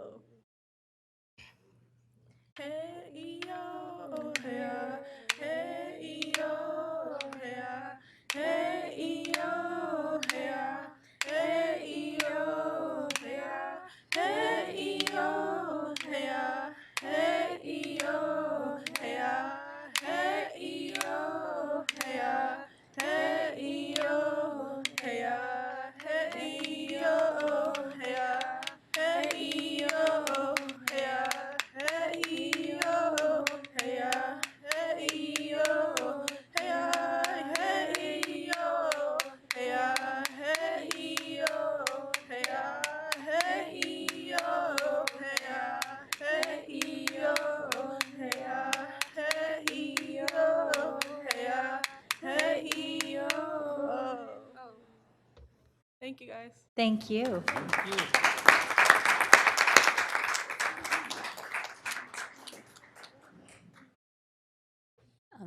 Thank you. I was told that that was a song of resiliency, which is a perfect description of our youth and our Native families.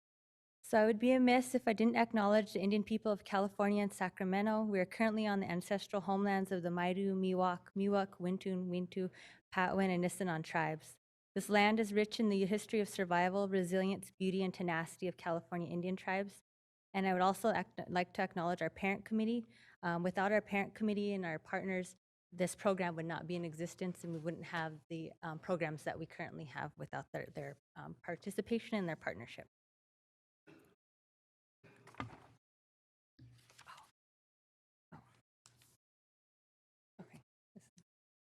Okay, so what is the American Indian Education Program? Our program is a federally funded grant, and it's funded under the Indian Education Formula Grant, and it's designed to address the unique and cultural, language, and educationally related needs of American Indian and Alaska Native students. And the overarching goal is to ensure that all students meet the challenging state academic standards. The data distinction. So this is a very important part that I wanted to focus on. So this is for the 2018-19 school year. And last year in the grant, we submitted 141 students that completed the 506 form. The completion of this form enrolls them in our program. And so that was only 141 students. And the programming and services that we provide are that we're talking about today are for those students. But the district currently has, and this is the data that gets reported out to the state, has 200, or for that year, had 235 students listed as American Indian only. And then there's also around 794 students that have checked American Indian at some point. And then this does not include students whenever I'm going to look and recruit for students who check yes to Hispanic don't show up in those counts. So the only way that we can get their information is if they come to us. So whenever we go to pull their data, they don't show up in there. And so that's an important piece to understand and know. And I think later on we'll talk about the 506 form and the requirements for that. And so the grant requirements. So the requirement is that they fill out a 506 eligibility form, and that form requires students that the student themselves, the parent, or their grandparent be enrolled in a federally recognized tribe. And so the history in California, the disenrollment, not the disenrollment, but then the termination of tribes, all of that, it's different in California. And so some of our students, California students, Indian students are able to enroll under, like they have the BIA forms that they can fill out or different things for eligibility. But if the student isn't enrolled in a tribe, sometimes they're deterred from filling out those 506 forms. And they request documentation from a tribal organization that they have it filled out. So sometimes it can be a harder thing for our families to have the documentation to provide to enroll by using that form. The grant requires that we have meaningful collaboration with local tribes, and the tribe that we work with is built in Rancheria, and we do often partnerships and things with them throughout the school year, and I don't know if they're here in attendance today. I don't think they are. And it requires that we have a parent-student advisory committee, and they must sign off on the grant, and we have a full functioning advisory committee. And the grant is applied for annually. And the funding changes depending on the number of students that we have enrolled.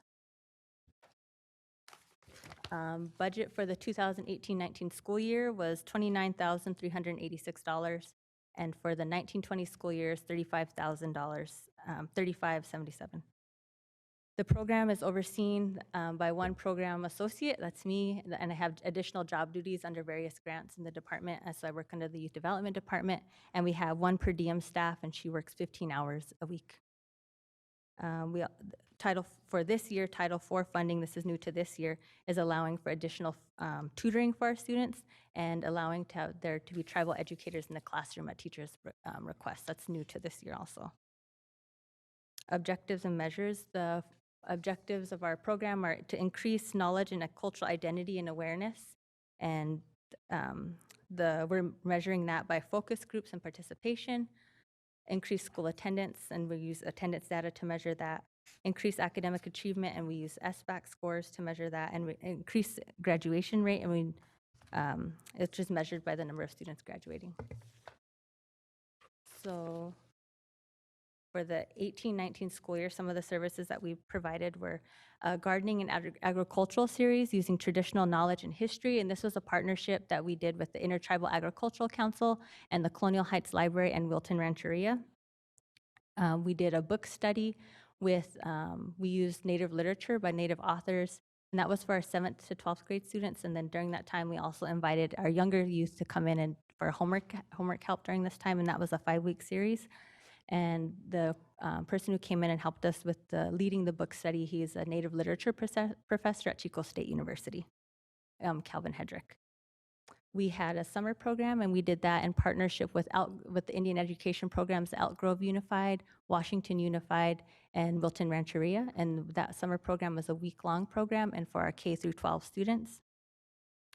We also do tutoring and homework help using the provider Total Education Services.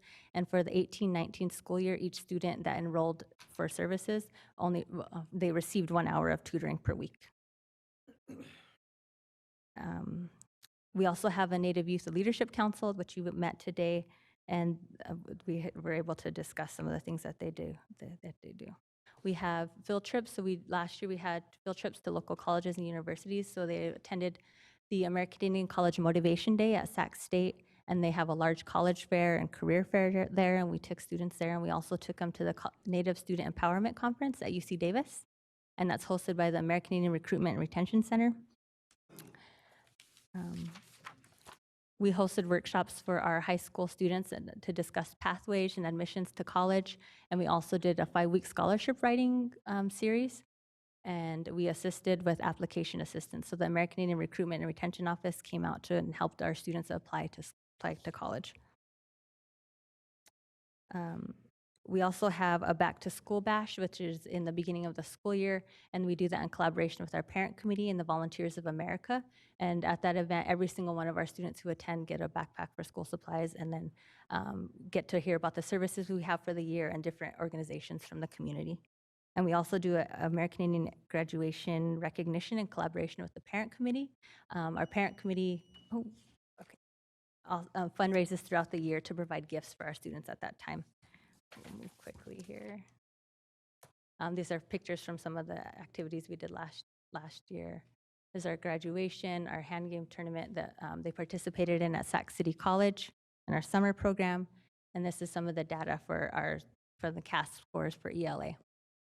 And so I wanted to make a distinction because I know that sometimes the data that we see is usually the reported out data for American Indian students, but this is the students, the enrolled AIP highlighted in red are for the data for the students enrolled in our program. That's for ELA. And in math, the data is much different from the students enrolled, identified as American Indian, and then also performing slightly better than all students in the district. And then a chronic absenteeism rate, which is 2 times the amount of all students. And this was a focus. So last year, the initial thought was that we were going to put out information about chronic absenteeism and what that meant and the data behind that. And then we started hearing back different stories from our families about reasons why they're missing school. And a lot of them had to do with, like, some of them were attending ceremony and those things, the different, like, deaths in family, the different protocols around that and how many days there's meant to be at home and meant to be in ceremony. And there was a number of different things, and there was not a bad pushback, but there was a lot of discussion had about that. So one of the next steps that we have, we'll discuss what our next steps is into that is. And then our graduation rate, 87.5% of our students have graduated. And then our next steps. So we want to develop a survey that has a measurement of students' understanding of cultural and identity and knowledge. We've been using focus groups and kind of relying on parents' information about what they're saying their students understand. So we got to develop a survey that's directly for our students and the students receiving services and measuring that. And we're increasing the amount of tutoring this year with the Title IV dollars. Students will get the 2 hours a week. We're going to focus on the curriculum. And I think in the summary, executive summary that I had produced, there was a report done by the Sacramento Native American Health Center. And curriculum was one of the highest needs for our students and the focus on that. And some of that had to do with invisibility of students and the lack of accurate history of Native students, and this is currently what they're learning. So one of the first things that we did this year when I came back from maternity leave in September was we came back and I started getting together documents ready for Native American Heritage Month, and so we put together a list of resources and do's and do nots and things like that that could go out to the school sites for this month, because the month of November tends to be it's Native American Heritage Month, but then there's also the focus on the Thanksgiving that a lot of our which is a choice that people use in their classes. So we sent out information about that. And determining reasons for absences of American Indian students. So this year, that's going to be one of our biggest focuses, is to develop a measurement tool to figure out why our students are missing school. And after that information, I'd like to come back and share that so that there could be, and if it is in regards to like cultural reasons and things like that, I don't know what the recommendation would be as far as a district would go, so much as there's an understanding of just knowing that this is something that our students are doing at that time. But I believe that's all that I have for today. Oh yes, and we're gonna align with the Enrollment Center to assist with enrolling students in the program. Thank you. Do we have any public comments on this item? We do. We have a card from Emma Snuggs, and I don't know if this is maybe an error. We have two from Susan Morla on the same topic.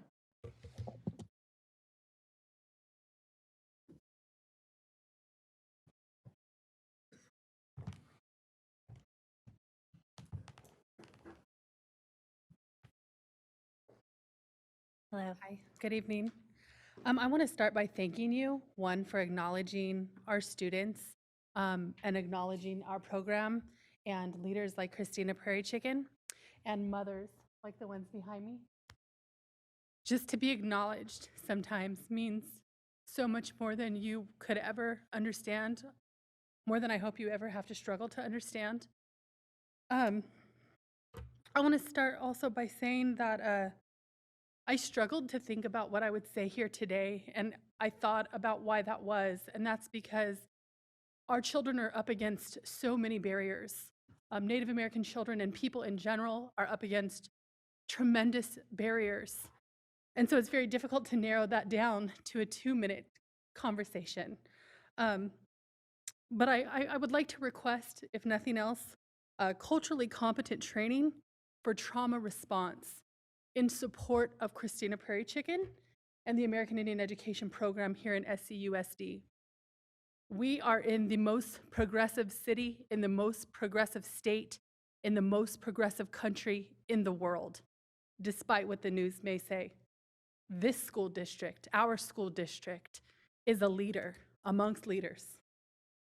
And I have faith that you all will do the right thing when the time presents itself, and I know that you all will find a way to create those opportunities for us, and we'll support you in doing that.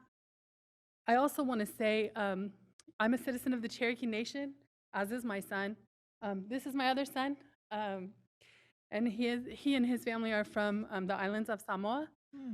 And I just want to point to what it means to be a survivor of trauma. The Trail of Tears is looked at by scholars as an American Holocaust. And so when you deal with our kids, I ask that you please keep that in mind. Please keep that in mind. Thank you very much.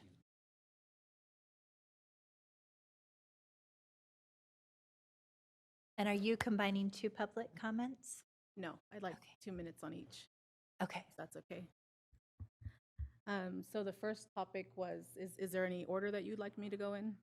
So we can probably do 4 minutes, and you can just choose Go the into order. it?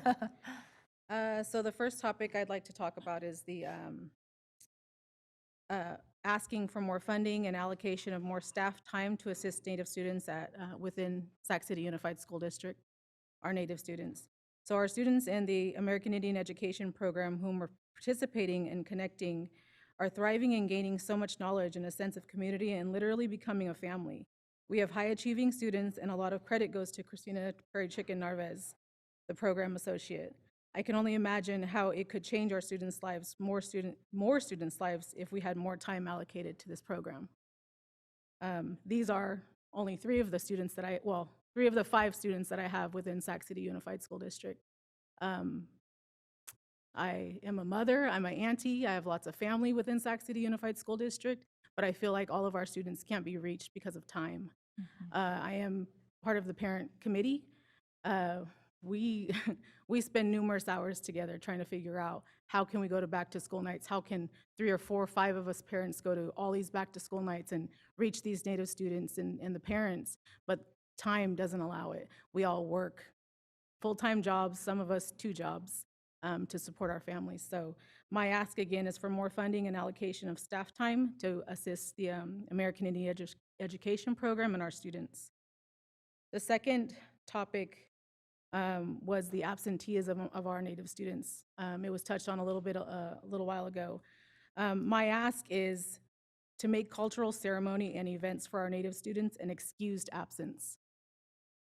My children participate in ceremony on an ongoing basis. Ceremony for us is our way of life. It's prayer, community, language revitalization, dance, spiritual, in some instances the coming of age, and learning and carrying on a culture, songs, stories, and tradition that some people thought they destroyed. It hasn't been long that we natives have been granted the right to practice our traditions and cultures without being against the law or having fear of being arrested or worse. My children have been identified as truant on many occasions. I've lost count due to attending ceremony and that reason not being excused. The threatening language in the letters that I receive of my students not being on track for graduating and failing out of school, I feel is an effort to deter parents in this situation of ceremony from taking their kids to ceremony. I myself have looked at it like I need to keep my kids in school because of the fear of what's in that letter. I grew up knowing better, though. I know that our ceremony is what it is, and it needs to be, and it always will be. The other issue aligning with this is being denied homework from teachers because the absence is not excused. Luckily, I have high-achieving students whom can afford the loss of homework and the days out of school without being excused, but this isn't the case for many families. Our way of life is extraordinary and important, and I'd like you all to know that. So excusing our children for ceremony and cultural events and purposes is a priority for myself. I will tell you that I will still pull my kids out of school. All of my kids, I have 5 children. My cousins, my aunties, my uncles, everybody pulls their kids out. If we have an event, and our events are not planned. They're not planned, there's no flyer for an event. I've been told numerous times you need to bring back a flyer if you want us to put it in her file. There's no flyer for our spirituality or doing what we gotta do to pray and to be us as people. So again, I ask that cultural events and ceremony be excused for our Native students. Thank you. Thank you very much. Do we have any other public comments? No other comments. So with that, we're going to take board member comments. We have 10 minutes for board member comments on this item. And if you can please reset the clock. Thank you. Our first board member comment is from board member Morowski. Thank you so much for that presentation. I wanted to ask, do we have recommendations in terms of adapting our curriculum to reflect more accurate historical representations, or has that been discussed or done? I don't know if it's been discussed prior, but I think that's a much larger conversation than right now, but I think there's definitely some recommendations, and I think that, and I know like Elk Grove, they actually really are a model for how they've worked with their American Indian community, and I know that when they've gone into their textbooks and things that they've used, they've actually invited the community to come in and review like the historical accuracy of the textbooks that are used for their students. So that's an option, but I think that, yes, I think that's something our committee, I myself would like to be a part of, and knowing and understanding, because I'm not as familiar with the curriculum, how it's run in the district and that sort of thing. So it's Well, just a statement then, I would be very supportive of taking a look at that, and I don't know what the correct advisable format is for that, but, you know, if you were to offer recommendations that could be communicated back to the board, things that we can look at in terms of reflecting Okay. our history that sometimes people don't want to take a look at, but we need to. I can also say we can definitely sit down with Christine and Matt Turkey and spend some time with the academic office and see what we need to do to further address this. I think bringing in community, as Christina stated, is going to be of high importance for us. So I think there's just an opportunity for us to really dig deep. So getting with our academic office will be first priority for myself and Christina when we return from break. Wonderful. so much. Well, I would love an update on that when you're, when you have something to move forward with. And I just wanted to recommend to my fellow board members and to the community an exhibit at the Crocker Art Museum. It's extremely moving. It's called When I Remember, I See Red, American Indian Art and Activism in California. And it's on until January 26th. So if you get a chance to see that, it was extraordinary. So I would recommend it. Thank you. The Crocker Art Museum gave our program tickets to all of our families with the option, wonderful. have the option of attending that. I'm going to see the exhibit. Member Garcia. Yes, thank you. This was a very, I think, moving topic, one of the most moving topics I have read in my agendas thus far. So I also echo Board Member Morawski's comments in terms of really looking at curriculum. I think at the state level, this conversation has already started with the Instructional Quality Commission, the IQC. So they're already talking about this, but we don't always need to wait until the state makes decisions, right? So we can go ahead and do our own work. But one of the things that really jumped out at me in terms of the data was the high rate of chronic absenteeism. So quickly trying to figure out sort of reasons why, but understanding that there are very important cultural days in this community, trying to figure out what authority do we have as a school district or as a board in order to reconcile that, right? Ensuring that one of the things that came up is, well, why can't we provide schoolwork ahead of time? I think we have a policy if kids are gone for more than 2 or 3 days, we can make arrangements for our teachers, but trying to figure that out so that it's not a burden or it's not something that you have to demonstrate that you are going somewhere. I recently took my girls out of school because we had to travel abroad for a family emergency, but I asked their teachers if they would recommend any homework that they can do during this trip. So we need to figure that out, I think. Otherwise, we're going to continue to see the high number of chronic absenteeism. I wanted to go back to the enrollment, the 506 form, wondering how does that get to students and families? How are we very proactive about ensuring that this form gets signed? What are some of the barriers? I know you mentioned the documentation, but any other barriers that we can maybe help out with? Because the more participants we have, the more dollars we're able to draw, right? So just trying to work out all those pieces. Okay, thanks. So we have several different methods of, so at all of our big events, so like the events when we give out all the school supplies, our graduation events, those events we're always recruiting and allowing them to fill out forms during that time. And it can happen during a year-round process. And then we do one big mail out once a year too, and that one's like just a mailer, and it has information about the program and provides them the form and then the envelope to mail it right back. And then we also do it through email. This year, we're going to try and in the past, we've also had parents come in and we've done like a phone bank to call out families and reach out to them. And then just throughout the school year, we have like and then we have like the website information. And then part of it also is the capacity that I have. So I have to be really targeted in running program. And then also I have to do the recruitment and verifying all of the forms and making sure that everything is accurate, because if it's not, then the feds send it back and then we are not allowed to count those students.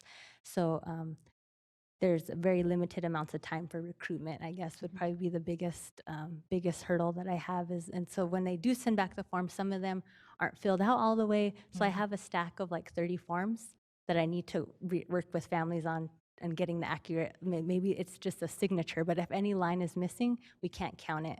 So I guess that would be another hurdle. So this year, the plan is to work with the school sites also. And so we'll be like sending them to the principals to say, the students are enrolled in your school, can you please have them return this form? Sometimes the form gets returned and it sits at the school office, which we can't, and we don't get it. So then we don't ever know if they're in our program or not, or enrolled in the program. So that's. So I just have two last questions. So one is, how do you target those students? Is it through the enrollment packet that we get as parents and then we check off? We, in our who you office, target? we have like our person who handles our data. I asked, can we have any student who's checked American Indian? Okay. And initially for years, I was just only getting like the 235 students. And then I would see families in the community and be like, why aren't you in our program? And they would say, we never got an enrollment form. So I went back and figured out we weren't getting the students who had checked 2 or more. That wasn't showing up when their students are classified as 2 or more. So then we had to do another draw and that pulled up the 700 students that we have. So then. And as someone who has multiracial kids, it's really important that we count every single box equally because it's part of who they are. So we can't allow that to be a barrier. My last question is in terms of the services that you provide, how do you determine that? And do those change from year to year based on input or need? And I'm just wondering how. So usually, as far as the cultural offerings, we usually rely on the community, like our parent committee, and then we also put out a survey of like what kind of cultural offerings are you interested in. But then also we're in the year 2 of our multi-year grant, and so when that grant is determined, we work with the parent committee to determine what our objectives will be. And so all of our services are based around kind of our objectives. So that would be the increasing cultural knowledge, graduation rate, attendance, and increasing academic achievement. So all the services kind of are determined by those, and then the parent committee. So, but the tutoring has always been like a mainstay for the program. Well, I congratulate you on the data that demonstrates that this program has positive student outcomes in terms of academic achievement. So thank you. Thank you. Thank you, Member Garcia. I want to just begin by saying to the students and family members who came out tonight, we see you. And I have to tell you, your stories and what you've shared this evening is so incredibly moving. My husband for many years served as the Assistant Secretary for Environmental Justice and Tribal Affairs for the California Environmental Protection Agency, and is in fact himself also a Native American and Hispanic as well. And the history, the culture, and the inclusion is so critical. To feel so often as a population that you are invisible despite your level of contribution and your level of need is unacceptable. And to see the difference you're making in this district is really remarkable. And I want to also just say, Christina, in the agenda, you're listed as Christina PC. Christina Prairie Chicken, that is beautiful. That is who you are. And I want to acknowledge that as well. Thank you for lifting student achievement through the program and each of the markers that we looked at, from English language to math. I do have one question because it was a variation that I thought was interesting. In terms of high school graduation rates, I noted that students in the program actually, while performing slightly better than all students in the district, are performing lower than American Indian in general. And can you speak to that? And I was also like that point threw me off too, but I do know that it's 2 students and one that had left the district and then I one that's see. It was a very currently- yes. small N Mhm. population. Yes. Okay, that completely makes sense. And then finally, my last comment is, I don't know if you saw, but the state legislature is calling for requests from proposals from students. There ought to be a law. I really love this idea of, is there an ability for the state to provide some sort of exemptions for cultural ceremonies for our Native students, so that in fact they are not penalized for missing school by virtue of celebrating their culture. And I would encourage you to consider putting in that bill idea. It looks like we have no more board comments at this time. Thank you so much for your effort, and thank you to each and every one of our students and family members who came out tonight. Thank you.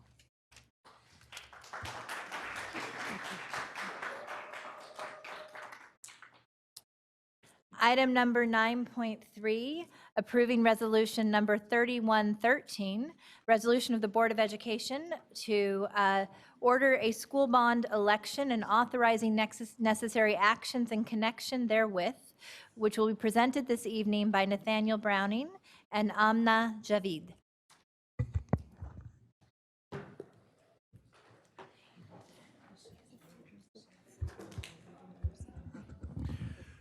Good evening, President Ryan, Superintendent Aguilar, and board members. I'm very excited to bring this item forward to the board and community today to share. Oh, Staff yes. Nathaniel, can you wait one moment so we can have individuals clear the room and we can hear? Okay, please go ahead.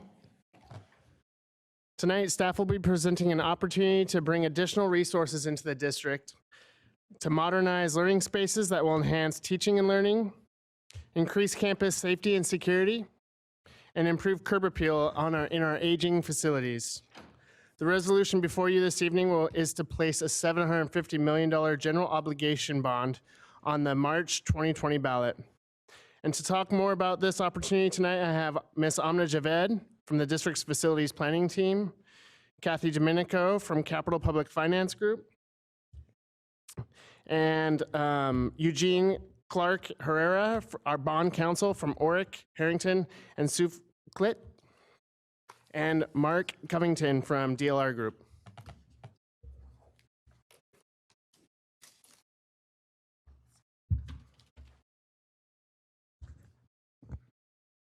Good evening, members of the board and Superintendent Aguilar.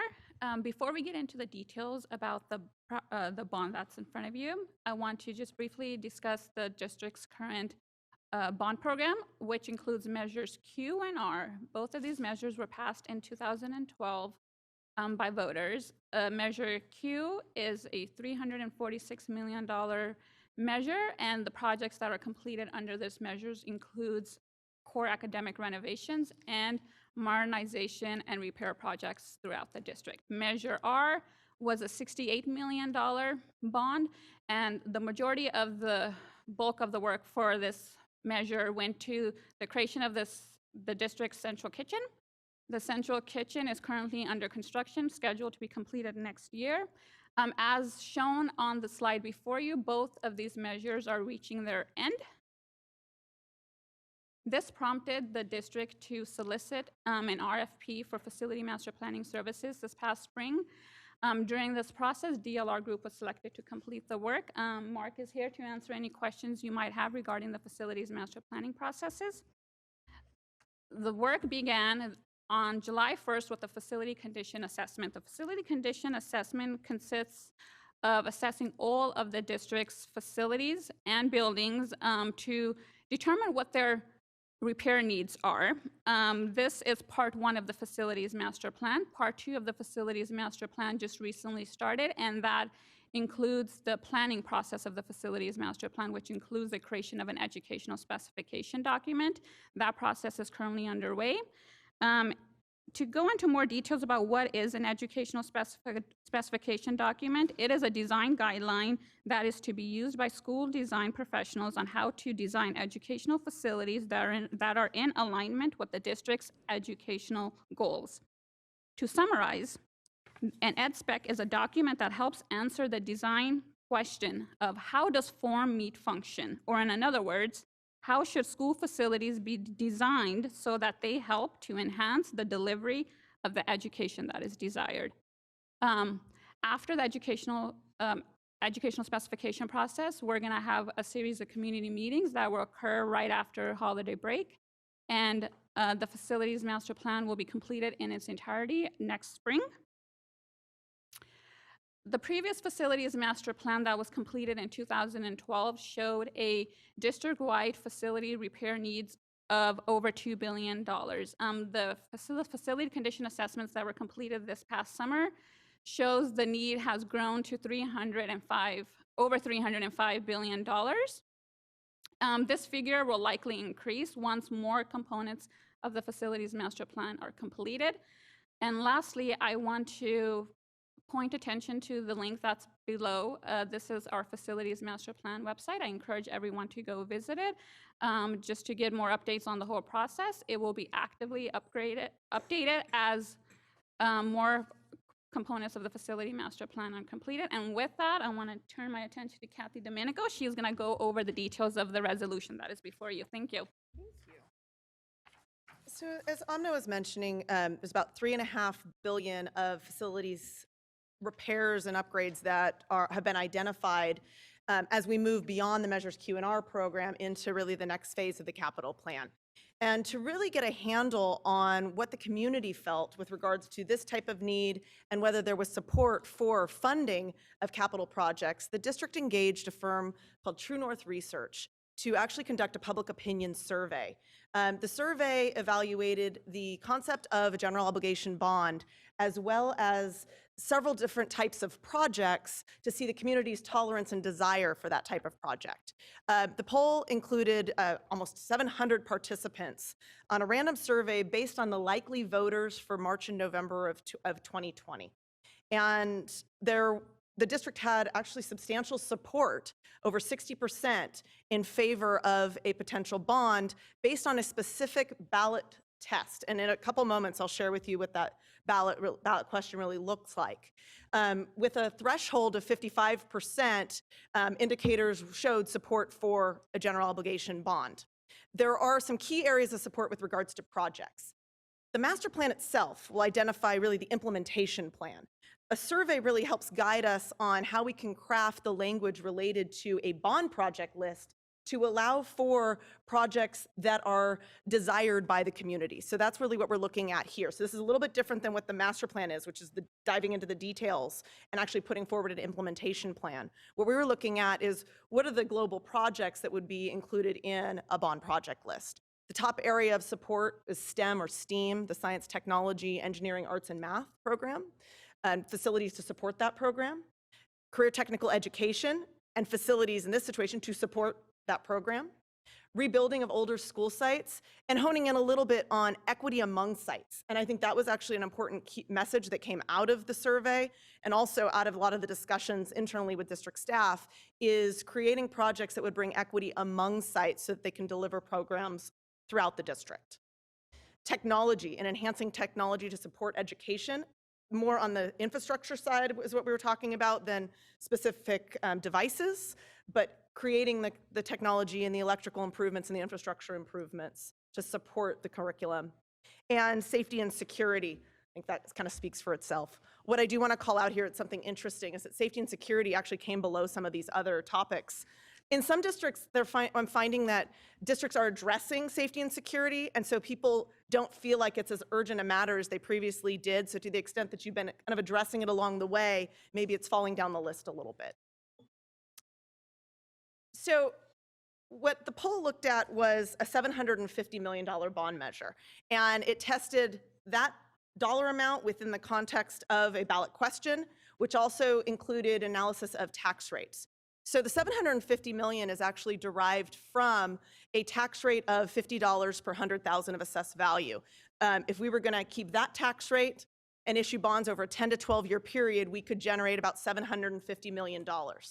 As you recall from Measures Q&R, bonds are issued in series over time. It's not that we issue them all at one time. So this is a concept of how the bonds could be delivered and maintain that tax rate promise. I am going to point out that's 25-year bonds. So that is well within the useful life of the projects to be contemplated. If there are shorter term projects, the district would actually look at the structure of the bonds and retire principal early so that you're not amortizing some of those technology, even some of the infrastructure projects that have a shorter useful life. You don't want to finance them over 25 years. We would actually, as I call it, front load the principal repayment like we've done with Q&R. And I'm going to have, at the end of this, I want to bring up something kind of exciting about Measure R. The proposed ballot language, this is quite similar to what was tested. There's some tweaks to the language based on some of the findings of the survey, but this is the 75-word proposed ballot statement that would actually be seen by the voters. So when they go to the polls, this is the statement that's in front of them. But as part of a general obligation bond measure, voters are also approving specific projects. And so the bond project list includes various components in these various project categories. And that was, again, you can see it follows what was supported by the community as determined by the survey. So, Nathaniel, I want to turn it over to you for next steps, but before we do that, I would like to take a brief intermission from the crux of the presentation. Your district had a bond sale today for Measure R, and you had a very successful bond sale for Measure R, and I was so excited, I just have to take the opportunity to tell you, you ended up with an all-in true interest cost that includes all your issuance costs of 2.95% on 30-year bonds. Think about your mortgage, think about what you pay on a mortgage. So I just want to congratulate you on a very successful bond sale, and your staff, led by Rose, did a fabulous job in putting all that together. So congratulations on that. Sorry I took an extra time. And with that, we have a few next steps. Tonight, we ask that the board approve the resolution before you in order to qualify for the March 2020 election. Afterwards, we will file the required documents to get the bond measure on the ballot. As Ms. Javed said, we will be hosting a series of community town halls after the winter break at local schools that includes broader community town halls as well as focus groups with students and other community partners as well. And then finalize the facilities master plan by later in the spring and prepare for the state bond if it passes, which is also on the March 2020 ballot as well. And with that, are there any questions? First, we're going to take public comment. Do we have any public comment on this item? We do have two public comments from Kevin Ferreira and Gary Pfeiffer.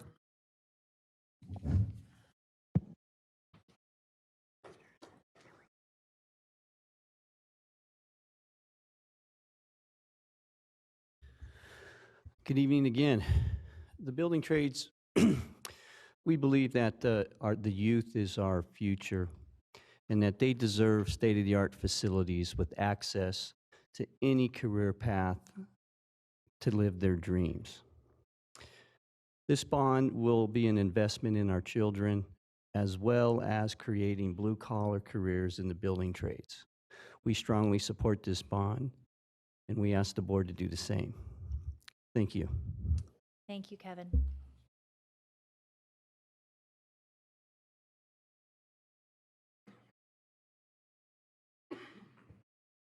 Good evening. I stand before this body entrusted, just like many of you, with future education in this community. This is an impressive facility built by many of your former graduates of this school district. And I must commend Trustee Pritchett tonight for her, not only the resolution that was presented earlier, but her commitment to CTE and vocational education in this environment that we live in today, having just come from what we call contractor college today, which we had 30 former high school graduates that have chosen a career path in the construction industry attend the first of 5 modules. I want to encourage not only the passage tonight, but I want you to look at the future curriculum involved in the district. Facilities are always necessary to house our generations to come, but the curriculum involved in these facilities, the learning, I stand before you as a product, a successful product of public educational and vocational training through the school system. And as I end my career after 44 years of being an advocate for this public school system and the continuing education that it now is looking forward to affording the students, I want to make sure that students are prepared to enter the new realm of construction technology that's out there. Not all students may enter the engineering careers offered by Sac State and the UC system in California. Many of them will go on to take vocational training, but they must be prepared for the new generation of technology that we're utilizing in construction, from estimating to project management to project inception to handoff and implementation in the field. Your future projects will be built by those people. So I ask you tonight, please approve this resolution. Please Thank you move this very community much. forward. Thank you. Do we have any other public comments? No further comments. Okay, so at this time, we're going to take comments and questions from board members. While I have board members queue up, I do have a requested amendment to the current proposal. So California Education Code requires the establishment of a bond oversight committee. On that committee, there are 7 active members, including 1 required from the business community, 1 from the senior citizens community, or related to a senior citizens organization, 1 member representing a taxpayer organization, 1 parent or guardian of a child within the district, 1 PTO representative who is a parent within the district. That leaves 2 additional slots. I am asking for a friendly addition to carve out a slot for 1 member who is active in a community-based organization and 1 member who serves as a representative from labor. Eugene, you want to speak to that? So we'll take that full motion at the end, so I'm going to have you hold, but I appreciate the motion in the second. Board Member Minnick. Thanks. I just had a couple comments, I guess, not really questions. I appreciated when you specifically mentioned the importance of equity among sites. And then it brought me back to earlier statement by Mr. Vasquez and the folks from Hiram Johnson talking about the baseball field. I will say that over these last 3 years, there's one experience that has that hit me the hardest, that I'm the most proud of. And it was when those of us on the facilities committee, President Ryan and Member Pritchett and I, moved then to this group to focus our a large chunk of resources to pay for the football field and track at Hiram Johnson, when we could have potentially said, oh, we're just going to divide it up and everybody gets a little bit of money and we don't really get much for anyone. Knowing that that was a school that had been, had really been in kind of physically in disarray and needed this support. And so then bringing it to this body and have it unanimously passed to support those students. And what I see now every day when I drive by is this amazing field and this amazing campus that didn't exist a year and a half ago. A lot of just that right there front and center made a big difference, and that was a huge moment for that I felt personally sitting on this board. And so as I went through the resolution here before us tonight, I appreciated the special carve out, whereas this measure will advance the district's guiding principle of equity, access, and social justice, which states all students are given an equal opportunity to graduate with the greatest number of post-secondary choices and the widest array of options. I just think that as we move forward, hopefully move forward on this tonight, that every single conversation and every single decision that we make regarding these funds is going to be focused through a lens of equity. And I'm really appreciative Absolutely. that that's been included in our conversation tonight. So thank you. Thank you so much, Board Member Minnick. Board Member Garcia. Yes, thank you. I too am excited to support this bond. I think that our facilities are in dire need of upgrades, whether they're to get modernized or to completely get rebuilt in order to really provide a positive learning environment for our kids. But I do want to address, I think, something that is important to explicitly state in the bond language. So I am asking for a change, and that is to set aside 1% of the $750 million. So that would be $7.5 million for preschool education. And this is with the goal of increasing access to preschool education in our district. Our district is doing tremendous work around early literacy, kinder readiness, and many other efforts that, quite frankly, we need to address them before our kids enter kinder. So one way to ensure that our district prioritizes that is by explicitly setting aside that dollar amount or that percentage. So I want to make sure that that is included in the bond language. So again, it would be that the board shall set aside 1% or the equivalent of $3.5 million to improve access to preschool education. Sorry, Board Member Garcia, I believe you mean $7.5 million? $7.5 million, yes. Thank you very much. To improve access to preschool education by increasing capacity, including modernizing preschool facilities or classrooms, building new preschool classrooms, new preschool facilities, and also wanting to make sure that we are consistent with our equity lens.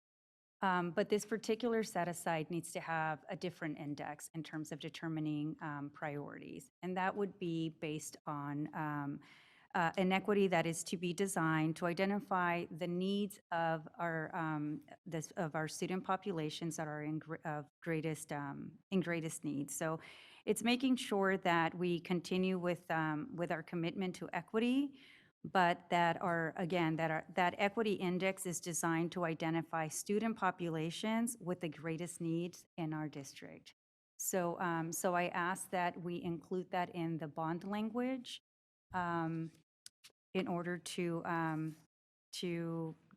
demonstrate our commitment to early education in our district.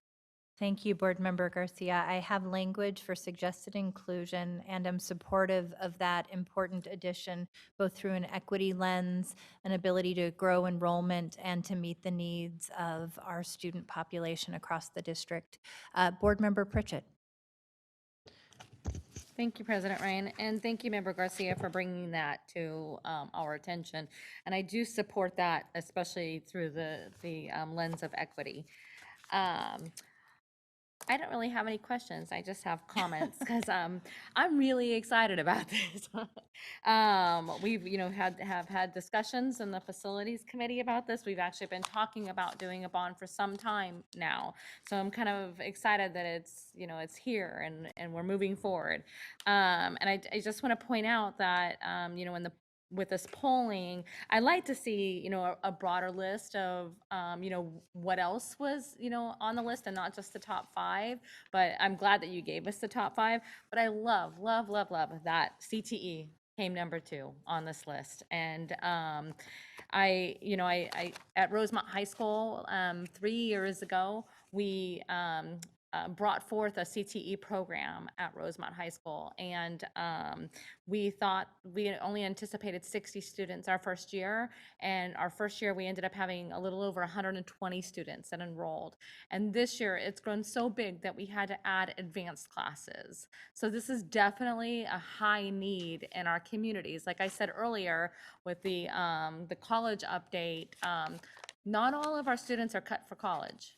And a blue-collar job doesn't have to mean that you make less money. It means that you could make a very decent wage and support your family. So I'm excited that we are giving a pathway for college, but we're also training our students. So I do have some questions about the buildings, and I don't know, I like that we are putting the language to provide modern and career tech training centers, and I'm assuming that means that we can maybe have this at like all of our comprehensive high schools? Is that like something that we can look at? Is that what that means? Yeah, that's possible. So the language within this resolution gives the staff the ability to move around and figure out what that looks like based on the facilities master plan when it is completed. Yeah. And based on the equity indices also noted within the whereases. Yeah, that's fantastic. I think that that's been kind of my dream on the board of, now that I've seen how successful it was at Burbank and Rosemont High School, and hoping that we can get this out to all of our comprehensive high schools. That'd be fantastic. So, I wanted to thank the building trades for coming out and speaking on this, and thank you for your partnership on getting our kids trained, and a lot of our partners have donated materials to our school sites, and to make sure that our kids have a good learning experience, like for example, welding boots and stuff like that just kind of popped up out of nowhere. So I'm really excited about this resolution. Thank you. Thank you, Board Member Pritchett. I'm going to ask that we add 5 additional minutes to the full board member comments, given how significant the action we're about to take is. We have next a comment from Board Member Morowski. Thank you very much. Let's see, I have a couple of things. First, I'm excited to be able to support this measure. Our students deserve world-class facilities, and we have a long way to go. This is probably not even adequate.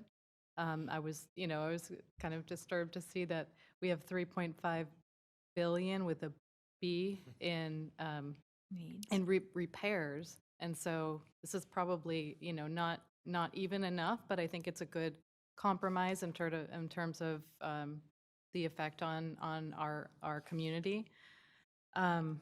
My understanding is that the way the project list is laid out, that this is flexible enough to accommodate a lot of different projects. So the board, in conversation with the community, will be able to decide and prioritize.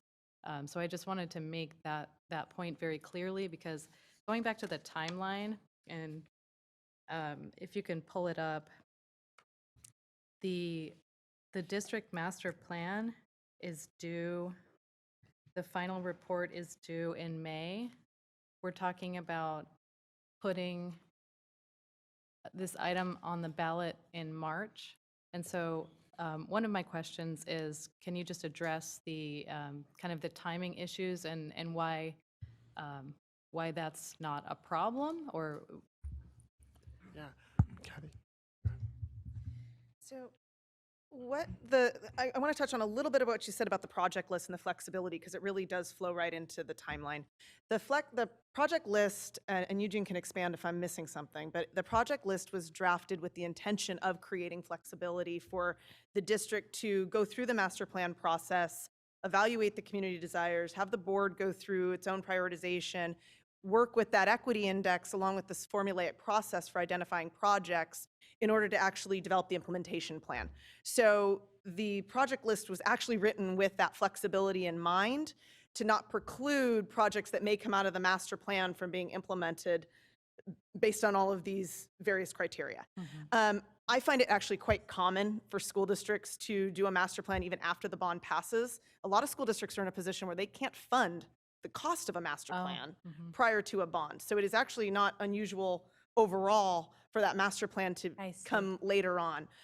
Your district is in a position with an ongoing bond program to be able to fund that type of research and planning honestly, it's not always the case. So, and even if you go back to measures Q and R, the sustainable facilities master plan existed, but the other components were still in the developmental phase. So even back in 2012, we were kind of in this situation. Practically speaking, before you go to issue the bonds, which doesn't happen at the time of the measure, it happens slightly after, that's when we have project plans in place and we're actually developing the implementation plan. So I hope that answers your question. Yeah, I just want to be clear, and also for the community to be clear about, that we're doing things in the correct order, that we're not kind of cart before horse. Right. In terms of putting it on the ballot and then finalizing the facilities master plan. So I think what you're saying is that the facilities master plan will identify with more specificity what we need. We'll be able to prioritize from there, but the project list and the bond, the way it's drafted, will be flexible enough to accommodate those specific projects. Exactly. And may I also comment on March election and why that's a desirable timeline? Is that appropriate? So March, as most of you know, the state is also putting a school bond on the ballot in March. And that has a kind of a dual benefit to the school district. Number one, if we are able to successfully pass our bond, we can get our projects planned and in the pipeline for state funding, for state matching funds. As you probably know, Prop 51 that was passed, was that 2014, is already exhausted. And there's a backlog of projects currently at the state. So to the longer we wait, the farther we're down the line, and the state isn't releasing funds necessarily in a timely manner. So the farther down you are on the list, the longer you're waiting until you're getting your funding. And as you know, what's happening with construction costs are escalating rapidly. So if we're waiting to get funding, the costs just keep going up and you don't get as much bang for your buck. That's part A. Part B with the state school bond is they are going to be educating statewide on the need for school facilities. And we can piggyback a little bit on their efforts to educate our own population on the need for investing in school facilities. So it'll just help reinforce some of the messages that we would be communicating out. They are going to be communicating the same thing. Finally, the election environment and the likely voter turnout in March is simply more favorable than what you're likely to see in November, especially with the anticipated items on the November ballot. So that is the thinking behind the March election. And although it's not perfectly in line with your master plan timeline, it's not really that unusual to have the bonds and the funding source. Actually, it'd be kind of nice because you can implement your master plan right away. So I hope that answers. Thank you. Yeah, and I have a couple other things. So I just want to speak to the other points that have been raised in terms of early education. I think this is a direction that we need to be going, and I'm happy to support a set aside for preschool, and also support the suggestion of having a CBO representative and a labor representative on the advisory committee. There's one thing that I want to request to add to the project list, and you can tell me if that's the right place, but well, first I should acknowledge that in an earlier draft did not include or alternative transportation infrastructure, and I requested that be added, so I want to acknowledge that addition, and thank you very much. There's one other thing that I think is missing, and that is safe and accessible drinking water projects. And actually, this is a conversation I also had with Nathaniel. Can you speak to that and the ability to install hydration stations? Yes, it's on the project list. Let me look for it real quick. Go ahead. So Member Morowski, that was one of my top concerns too. We actually had some very egregious instances where school sites had just marginally consumable water, and we had to fundraise through grants for hydration stations to rectify that inequity. Thank you for that. That's Page unacceptable. A6 at the about second bullet from the bottom. A6. That's in there. Plumbing, including but not limited to water and sewage draining, valves, backflow prevention, laterals, storm drains, water mains, sinks, water heaters, neutralization tanks, shower heads, and other fixtures. I think, because we have one that says hydration stations. Oh my gosh, okay, I'm sorry. Maybe Oh, I'm you're not looking looking at the at the current, updated. yeah. Oh, okay, got it. It's okay. Very sorry. It's okay. Yes, okay. Okay, so I'm glad that that was taken care of. Then I have one other question about the ballot wording. Is it possible to further emphasize that there are annual audits, that it's a citizens oversight committee? I think, you know, we have been in the news quite a bit and with our district. It's not always good news. And, you know, as we work through some of our fiscal challenges, I think it's going to be really critical to be able to emphasize the multiple different accountability measures that are that the bonds are subject to, and sort of separate that from, because it is a completely different funding source with a different structure, and separate that from, you know, what may or may not be our general fund budget issues. Thank you. And so when you say ballot language, you're thinking of the 75 short summary? word summary. So Yeah. that is already included there. It's part of the last line of the 75 words. And Is there any way to expand on that? Can we tweak? Can we tweak another I would- part of I it, would- or? Yeah, So 75 words. I'm going to try to respond to all of the board's feedback and just provide a little bit of guidance, if I can, to help you move towards this action, reacting to some of the requests and comments. On this one in particular, I think, as Kathy described, you know, there is sort of data supporting this particular formulation of the language. And it's, in my experience, and I was involved with Measures R and Q and drafting those as well back in 2012. So kind of with that hindsight and some other experience I have with other school districts, I would say we tend to kind of not want to tinker with the formulation there in the 75 words because it has, like I said, support in the data. Because and- that's what was poll test. Right. That's what was poll Right. tested. Right, and there are a lot of substantive, there's a lot of substantive information and legal, pretty technical legal concepts Understood. that all have to kind of get stitched together in that short question. So it's quite difficult to kind of tinker with it without taking more time. And I think you guys are, because of the deadlines for the March 20 election, you kind of need to take action tonight. So I would kind of advise to just keep the 75 words the way they are.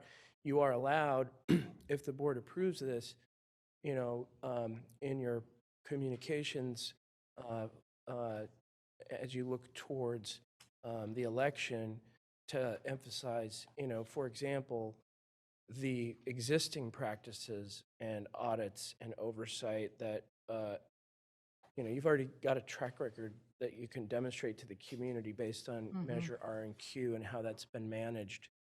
So you can bring forward all that kind of information, but I would say not to do it in the, not to kind of alter those 75 words. If we have one more word, can we add arts? Because I noticed that's something that, you know, a lot of folks are interested in, and we have the STEM in here, but not STEAM. Yeah, shoot. Real fast on the 75 words on the accountability, also the bond project list, the full text of the measure that the bond project list is included in, that will be published in its entirety in the ballot materials, and it actually has a lot of detail about the accountability standards. Yeah. So I think that'll address. For the people who read it, yes. Yeah, for the people that read it. Yes. I agree with Eugene, though. I probably wouldn't tweak too much with that ballot statement right now. Especially that last sentence, or that last phrase. Yeah. I do a lot of work actually in Placer County, which is pretty conservative, and they kind of read that last line, it kind of ends on that, and everybody goes, oh, okay, accountability. So I do think it captures the accountability and has the reaction that you're looking for. So that would just be a recommendation on that. Citizen oversight / audits. It seems like it's not enough to me, but it's / audits, right? Probably get rid of the slash and say annual audit. That might be missing that language. So I'm just going to make one other request before Member Morawski asks her final question. I know we have an extra, I think we have a board member who's requested another question because we have 2 other board members who have not spoken. We're actually going to take their comments first, given the remaining time that we That have. was my last. I just wanted to request arts be added if there seems to be space, because it says it has the STEM and not the STEAM.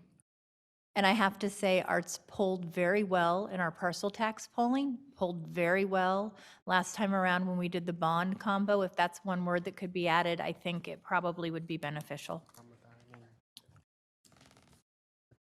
I defer to you because it's a political Okay. question. Yeah, we can add that in the second line under, behind science. Instruction in math, comma, science, comma, and arts, comma, and engineering. Great. Okay, Member Vang, followed by Member Minnick. Thank you, President Ryan. I'll keep my comments short. One, I'm also incredibly excited to be supporting this bond. I think our neighborhood schools are way overdue for upgrades. I did have some questions around the polling. One is, it's really great to see the positive support, the 60% support in favor of potential bond. But I'm curious to know what was the question that was asked to get to that 60%? And I ask that because I think, language and question matters when you're doing polling. And so I would be interested to know what was the questions that were asked. So it was pretty similar to the ultimate ballot language. It's basically, in order to upgrade, repair, construct, and equip classroom science labs, career training centers, and school facilities that support college and career readiness in science, math, technology, engineering, arts, and skilled trades, keep instructional technology up to date, and improve student safety and campus security, shall the Sacramento City Unified School District measure authorizing $750 million in bonds at legal rates be adopted, levying 5 cents per $100 assessed value, $38 million annually, while bonds are outstanding, with citizens' oversight and all money locally controlled. That was a question that was asked over the phone. That was asked. Okay. And some of it was done online. Okay. So it's a dual mode. It was a dual mode survey. Yeah, because I'm just thinking if I was a voter and I heard all of that, I mean, what picks up is basically upgrades, right? Another question I had was when y'all did the polling, did you poll kind of voter attitudes towards the district, given our financial situation? Because I think Member Moralski spoke to, we've been in the news, and I think for me, while I'm going to support this bond, and it's great to see the 60%, I think it's also important for us to really understand just attitudes of voters in the district. And so I'm curious to know if you did any polling around just attitudes towards the district. So the survey was kind of a thicker survey. It started with a listing of some issues facing the community and facing the district. Talked about the quality of education. It talked about repairing and upgrading facilities, tax increases, property values, public safety, gang activity, and reducing gang activity and violence, traffic congestion. It went through several different things. It didn't specifically call out the district's financial situation and as a lead-in question. But what it did go through were some messages and some key messages throughout, both positive and negative messages. And some of the negative messages did contain specific questions about the district's financial situation. How did that poll? So what it basically does is it goes through the series of these messages, and then it looks at how it sways the response to the exact same question. And overall, positive messages didn't really move the overall share. It just made people that supported it more intensely support it. And the negative messages, we ended up basically in the same place we started in. Okay. So it really, the messaging either way didn't provide a lot of movement on how the initial test played out. It was all within the margin of error, which is kind of an interesting, so essentially district's budget, all these other issues, they didn't drastically impact how people viewed the measure. Okay. Also, Member Vang, we can also message a little bit after the board takes action around this is a general obligation bond. It's separate from the general fund. It's only for facilities, upgrades, and such like that. So I think that's the critical part. Yeah. I just have one addition. I think Member Moralski kind of mentioned this. I think, with the last sentence, and I don't want to wordsmith, but I think it's really important that we mention anything, whether it's an annual oversight or independent, because I think it's, I want voters to be assured that, that we will have an independent, that we're going to have an independent citizen oversight. And so I would just recommend, even if it's a small tweak, whether it's annual or independent, I think that would make a difference. Secondly, I also just want to, say I support the amendment to make sure that we have a CBO in labor as part of the seat with the Oversight Committee. And I also support Member Garcia's request regarding is it 3.5? 7.51%. 7.5% for preschool facilities. And then the last thing I would also say is that, given that it sounds like, as I'm just counting my votes on the dais, that this is going to pass, is that March 2020, March 3rd is just around the corner. And that also means, while we only need 55% of the voters to vote for this, it's still going to be a heavy lifting from not just this board, but this entire community. And so I'm really encouraging and really just doing a call to action, really asking parents, community partners, our labor partners, really to help us, because even if this board puts this bond measure on the ballot, it's going to take all of us to get this to pass. And so, I'm really urging all our labor partners and our parents to get ready, because we're going to need your help to get this passed. Thank you. Thank you. Final questions from Board Member Minnick, and then I think we have a comment from Board Member Garcia. I just wanted to raise a little bit of concern about Member Garcia's carve out for preschool. I'm all in whatever we decide to do, but I want to make this the least restrictive to us and to staff as possible. And it seems as though preschool facilities are included in this already because it's covering all our facilities. I'm worried about, if we have this carve out, that we lose some level of flexibility as things ebb and flow and our needs change. And to be be focused on equity, I want to make sure that we have as much flexibility as possible. And I worry about kind of locking us in, and a lot of the projects that are on this list impact the preschool and the K6 on the same campus. And then how are we going to identify that, and like all this stuff? And it seems like at this point in the process, I would rather we had less restrictions. And then I'm all for making sure that our preschools get the resources they need, but I'm just a little concerned about that. So maybe I have could get a some response from you guys or from the facilities department or whatever. Okay. Yeah, I'm planning to address that exact issue whenever you guys are kind of ready to, when your deliberation is at the appropriate point. I think this is it, please. A couple clarifying things, just legal stuff to say to you so you hear it, and then I'm going to come to that last. So 2 things before that. One is we will share with staff, and also for them to share with you, materials that we publish for our clients regarding campaign finance and the state laws that govern what activities are permitted versus prohibited for and by staff with respect to the measure, should you approve it tonight. Because once you call an election, that brings forward a very clear dividing line that public resources can't be used for partisan activities. And so I just want to mention that we'll share those materials so that you guys have all those rules in front of you as you move forward. Creating a campaign committee, for example, is a very common way that a school district board might engage with the community in partisan activities that's separated from staff and the district's resources. The second thing I wanted to mention is coming back to some of the things that the question about timeline and some of the things that Kathy said. I just want to I want to clarify for you so that you hear it and understand what your measure says.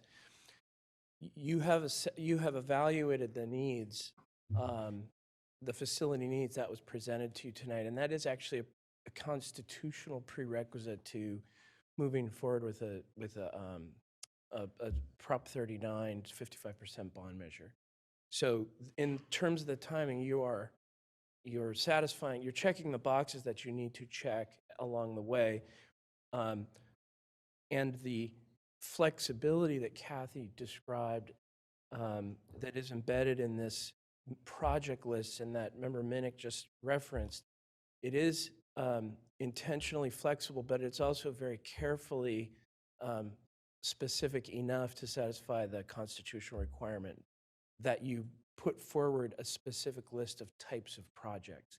So I wanted to clarify that there's no misunderstanding that it's sort of somehow just a blanket authority to do anything you want, because it's not and it can't be. But what it is it's a reflection of the needs that have been identified, and it is intentionally giving you authority to address those needs at every facility in the district, okay? But it also does, as you point out, in several places, give the board the power to establish priorities and establish, there's language on page A2 to develop equity indices and identify funding priorities. That language comes again on A5. So I highlight that to come, I guess, to the last point, which is to kind of respond to the concept of composition of the oversight committee, addressing preschool, and particularly setting out a dollar kind of figure or limit in the measure language. What's best practice for a large unified school district bond program of this nature is to do exactly what you're doing in this resolution, and then to come as a board with a companion resolution that sets forth the priorities, the rationale, and the approach that you intend to take and you're going to bind yourselves to the community to take by establishing a policy. So sometimes those resolutions come on the same night as the measure's called. I think Nathaniel and I are learning about some of the members' priorities in real time this evening, so we don't have a companion resolution for you, but the best practice would be for you to do that. It can be at the next board meeting after there's been more thought given to exactly how to articulate that it is the priority and policy of the district that should this be passed, 1% will be set aside for preschool, that the oversight committee, which is required by state law to be comprised as it's described here, will also, in addition to the state statutory requirement, include a representative of labor and a representative from a community-based organization. And you can add other priorities and establish other policies that will govern how you go forward during the term of your service to implement this. I say it's a best practice to take that approach because as you are doing and as other large urban school districts do around the state, these needs are massive, and the programs are very long term. I mean, you see that we've spent, it'll be 8 years to address or to implement the authority that voters gave you through Q&R. This could very well take a decade to fully implement, right? So you for that reason, it's intentional in the drafting that it be carefully limited so that it satisfies the constitutional requirement, but also carefully embedded with enough flexibility to give yourselves and future boards the ability to establish priorities and establish policies for how the funds will be spent over that long time horizon. Just to follow That up. makes sense. Yeah, that was helpful. So that companion resolution that you're talking about? Yes.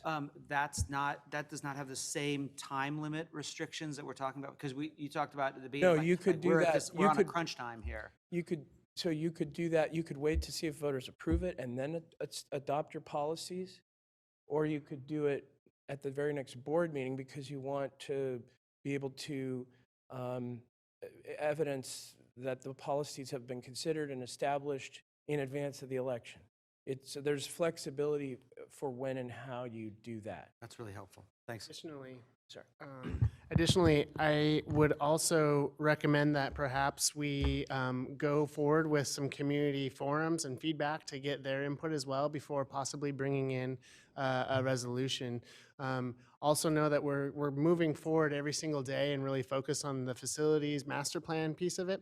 So after, and the facilities department within the district have been really focused and talking a lot and outlining what these equity indices would look like for the bond if this is passed. And the DLR group has actually provided a really strong rubric for what that looks like as well.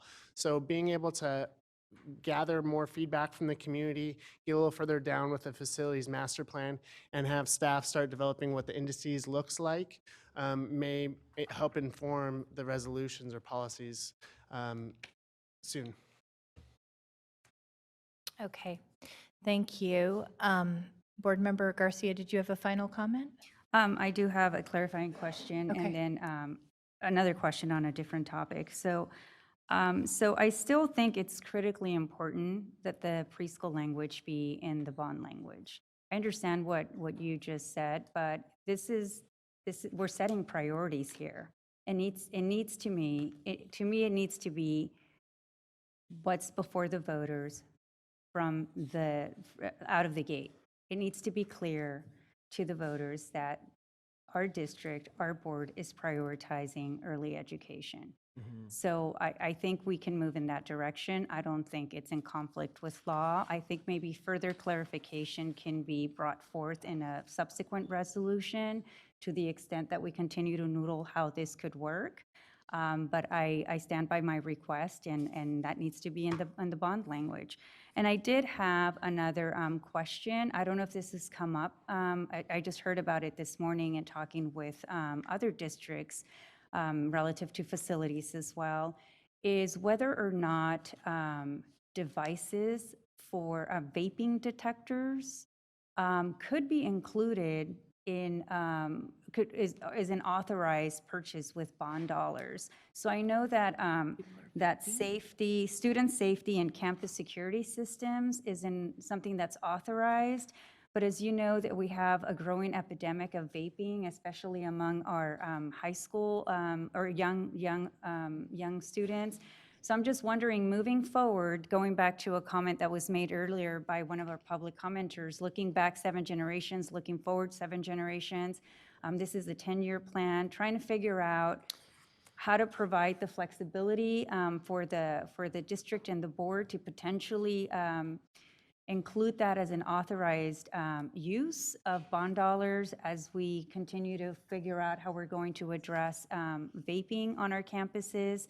And it's my understanding that some of these detectors, they have to be put in bathrooms, obviously, which would require many detectors at a high school site, et cetera. So anyway, something to think about, but I just learned about this morning, so I forgot to mention it earlier.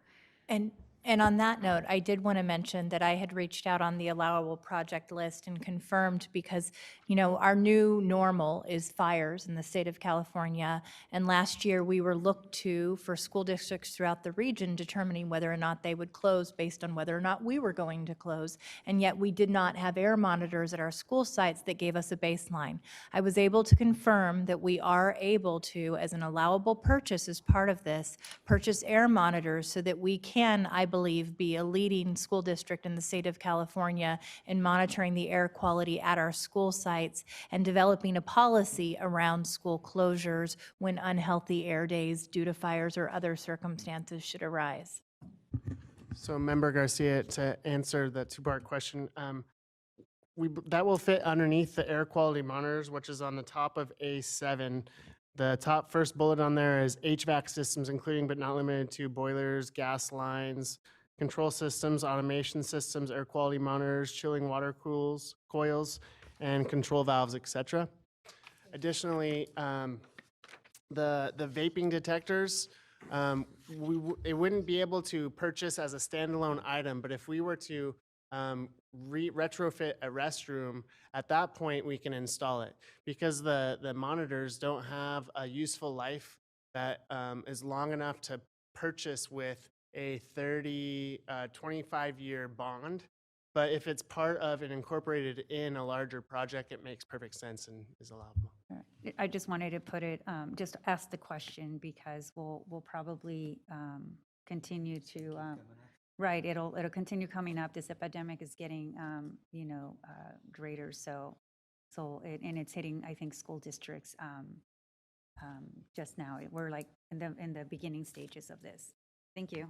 Thank you, Board Member Garcia. So I just want to confirm that while it is recommended that we develop a companion policy, and I would say we do that post haste because we have to instill in voters the confidence that we have a committee and will continue to think through strategic priorities consistent with what is outlined before us tonight, that we are able tonight to add to our oversight committee the 2 recommendations that I asked of the community-based organization as well as the representative from labor. We are able to add the provision pertaining to preschool, recognizing that how that unfolds beyond the language that we are sharing can be determined in the companion resolution that we'll put forward in the coming weeks. Okay. We are asking to add the word arts to the proposed ballot language. I do want to say the one other thing on that ballot language, and I'm not going to spend time wordsmithing, and if you choose not to find a way to put this in, I will understand, but there is not one place in this language where we say students. And I find that to be very troubling, even though it is only a 75-word limit. And so in the same way I would love to acknowledge arts, I think having students somewhere that this is connected to matters, if at all possible. With that. Wait, so are you saying we do include them? Oh, sorry. Include the changes? Yes. Yes, Board Member Pritchett. Thank you, President Ryan. With that, with your proposed changes, I'm going to move to approve Resolution 3113.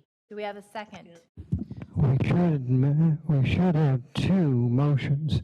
1, conference to action. 2, Okay. action. Thank you so much. Do you? Oh, all those in favor? Okay.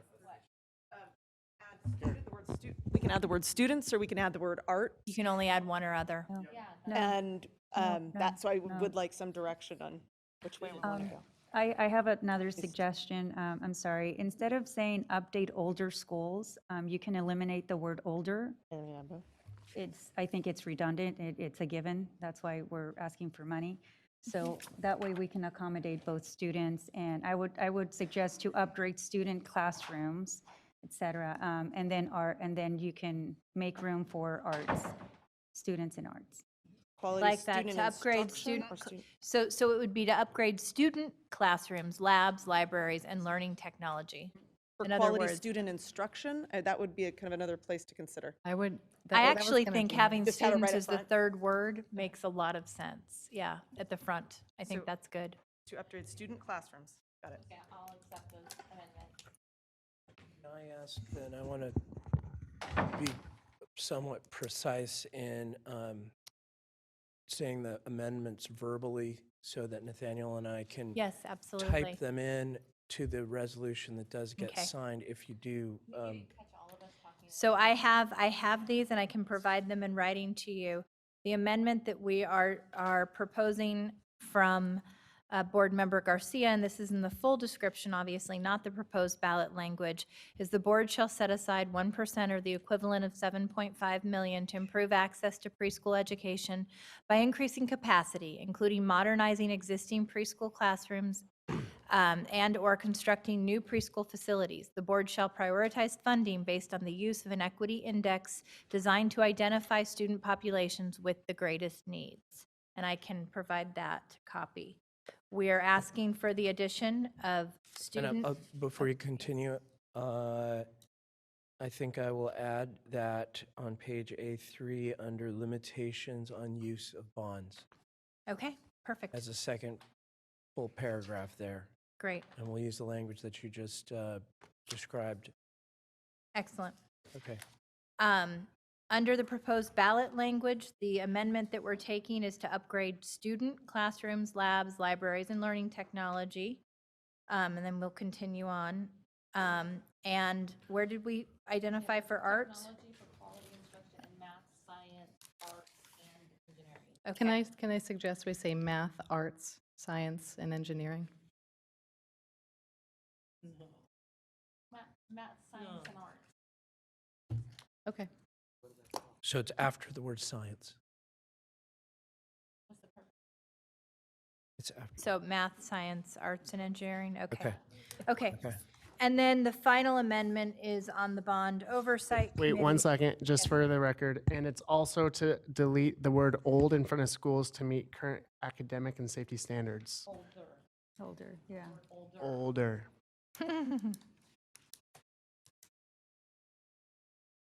Correct? Yes. And then the final addition is to the Citizens Oversight Committee composition. The addition of one representative from a community-based organization and one representative from labor.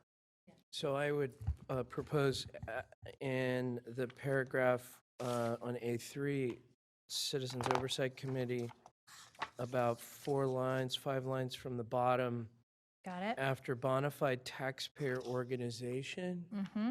comma, a member that is active in a labor organization, Mm-hmm. comma, a member that is active in a community-based organization. That's, And the sentence amenable. continues from I there? think that's good. Okay. You got that? okay. I got that. And there's a paragraph coming from Member Ryan to go right here. Okay. Okay. So, So we with- moved from conference to action. With those amendments, with the preferential vote. That's the Student first preferential motion. Aye. All those in favor? Aye. Now action with the same amendments, preferential vote. Student preferential vote? Aye. All those in favor? Aye. Okay, the motion carries. Thank you. I'm looking forward to hopefully getting these resources. Item 9.4, approving the submission of credential waiver applications to the California Commission on Teacher Credentialing.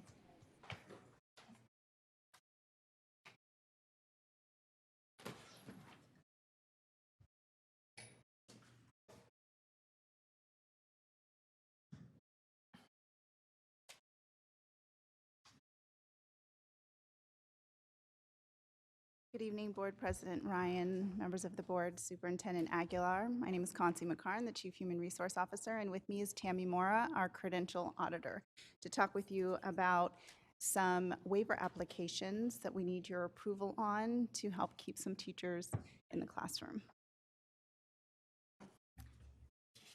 Good evening.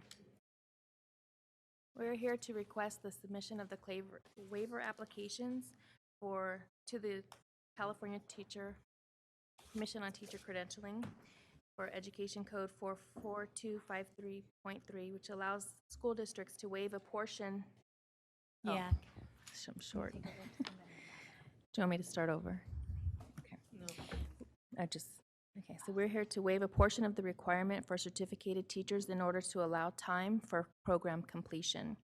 California Commission on Teacher Credentialing requires that every waiver request go through a public notice process at the local level and must be board approved in a public meeting prior to submission of the employing agency to CCTC. Submission of a credential waiver application to the California Commission on Teacher Credentialing. Areas requested with this waiver are for English language authorization. This waiver will enable the teachers in these difficult-to-fill positions the opportunity to complete requirements set forth by CTC and to remain in their positions and continue their work with students. The 3 waivers that we have before you are for teachers at Luther Burbank, Hiram Johnson, and they're for CTE credentials. For teachers, CTE credentials in arts, media, and entertainment, criminal justice, and law and social justice academy. So this is just a snapshot to show previous credential waiver requests that we've made and you've approved, again, to help keep teachers in the classroom and just give them a little bit more time to complete their credential requirements. So with this, we recommend that you approve this waiver request and again, give the teachers just a little bit more time to finish up those requirements. Do we have any public comment? We have no public comment. Oh, okay. Questions from my colleagues? Nope. I have a motion. I have a motion. Motion from conference to action, 2-step process. Okay. All those in favor? Oh, wait a minute. All those in favor, moving from conference to action, student member. Board? Aye. Aye? Okay. Action. Motion moved and seconded. Student member? Board? Aye. There you go. Thank you. Consent agenda. Items, a motion to approve the consent agenda. Second. Yes, on all open session items. Okay. All those in favor signify by saying aye. Aye. Ma, you can vote? Aye. Thank you. Item 11, business and financial information, and October year-to-date suspension reports. We've received them. Item 12, future board meetings, December 19th, 2019 at 4:30, closed session at 6. January 16th, 2020, 4:30, closed session, 6 o'clock open session. With that, move to adjourn. We're adjourning to closed session, aren't we, or not? Okay. So, motion to adjourn to closed session is before the board. Okay. All those in, do I have a motion? I guess we Just adjourn to closed session, aye. Oh, okay. You all agree?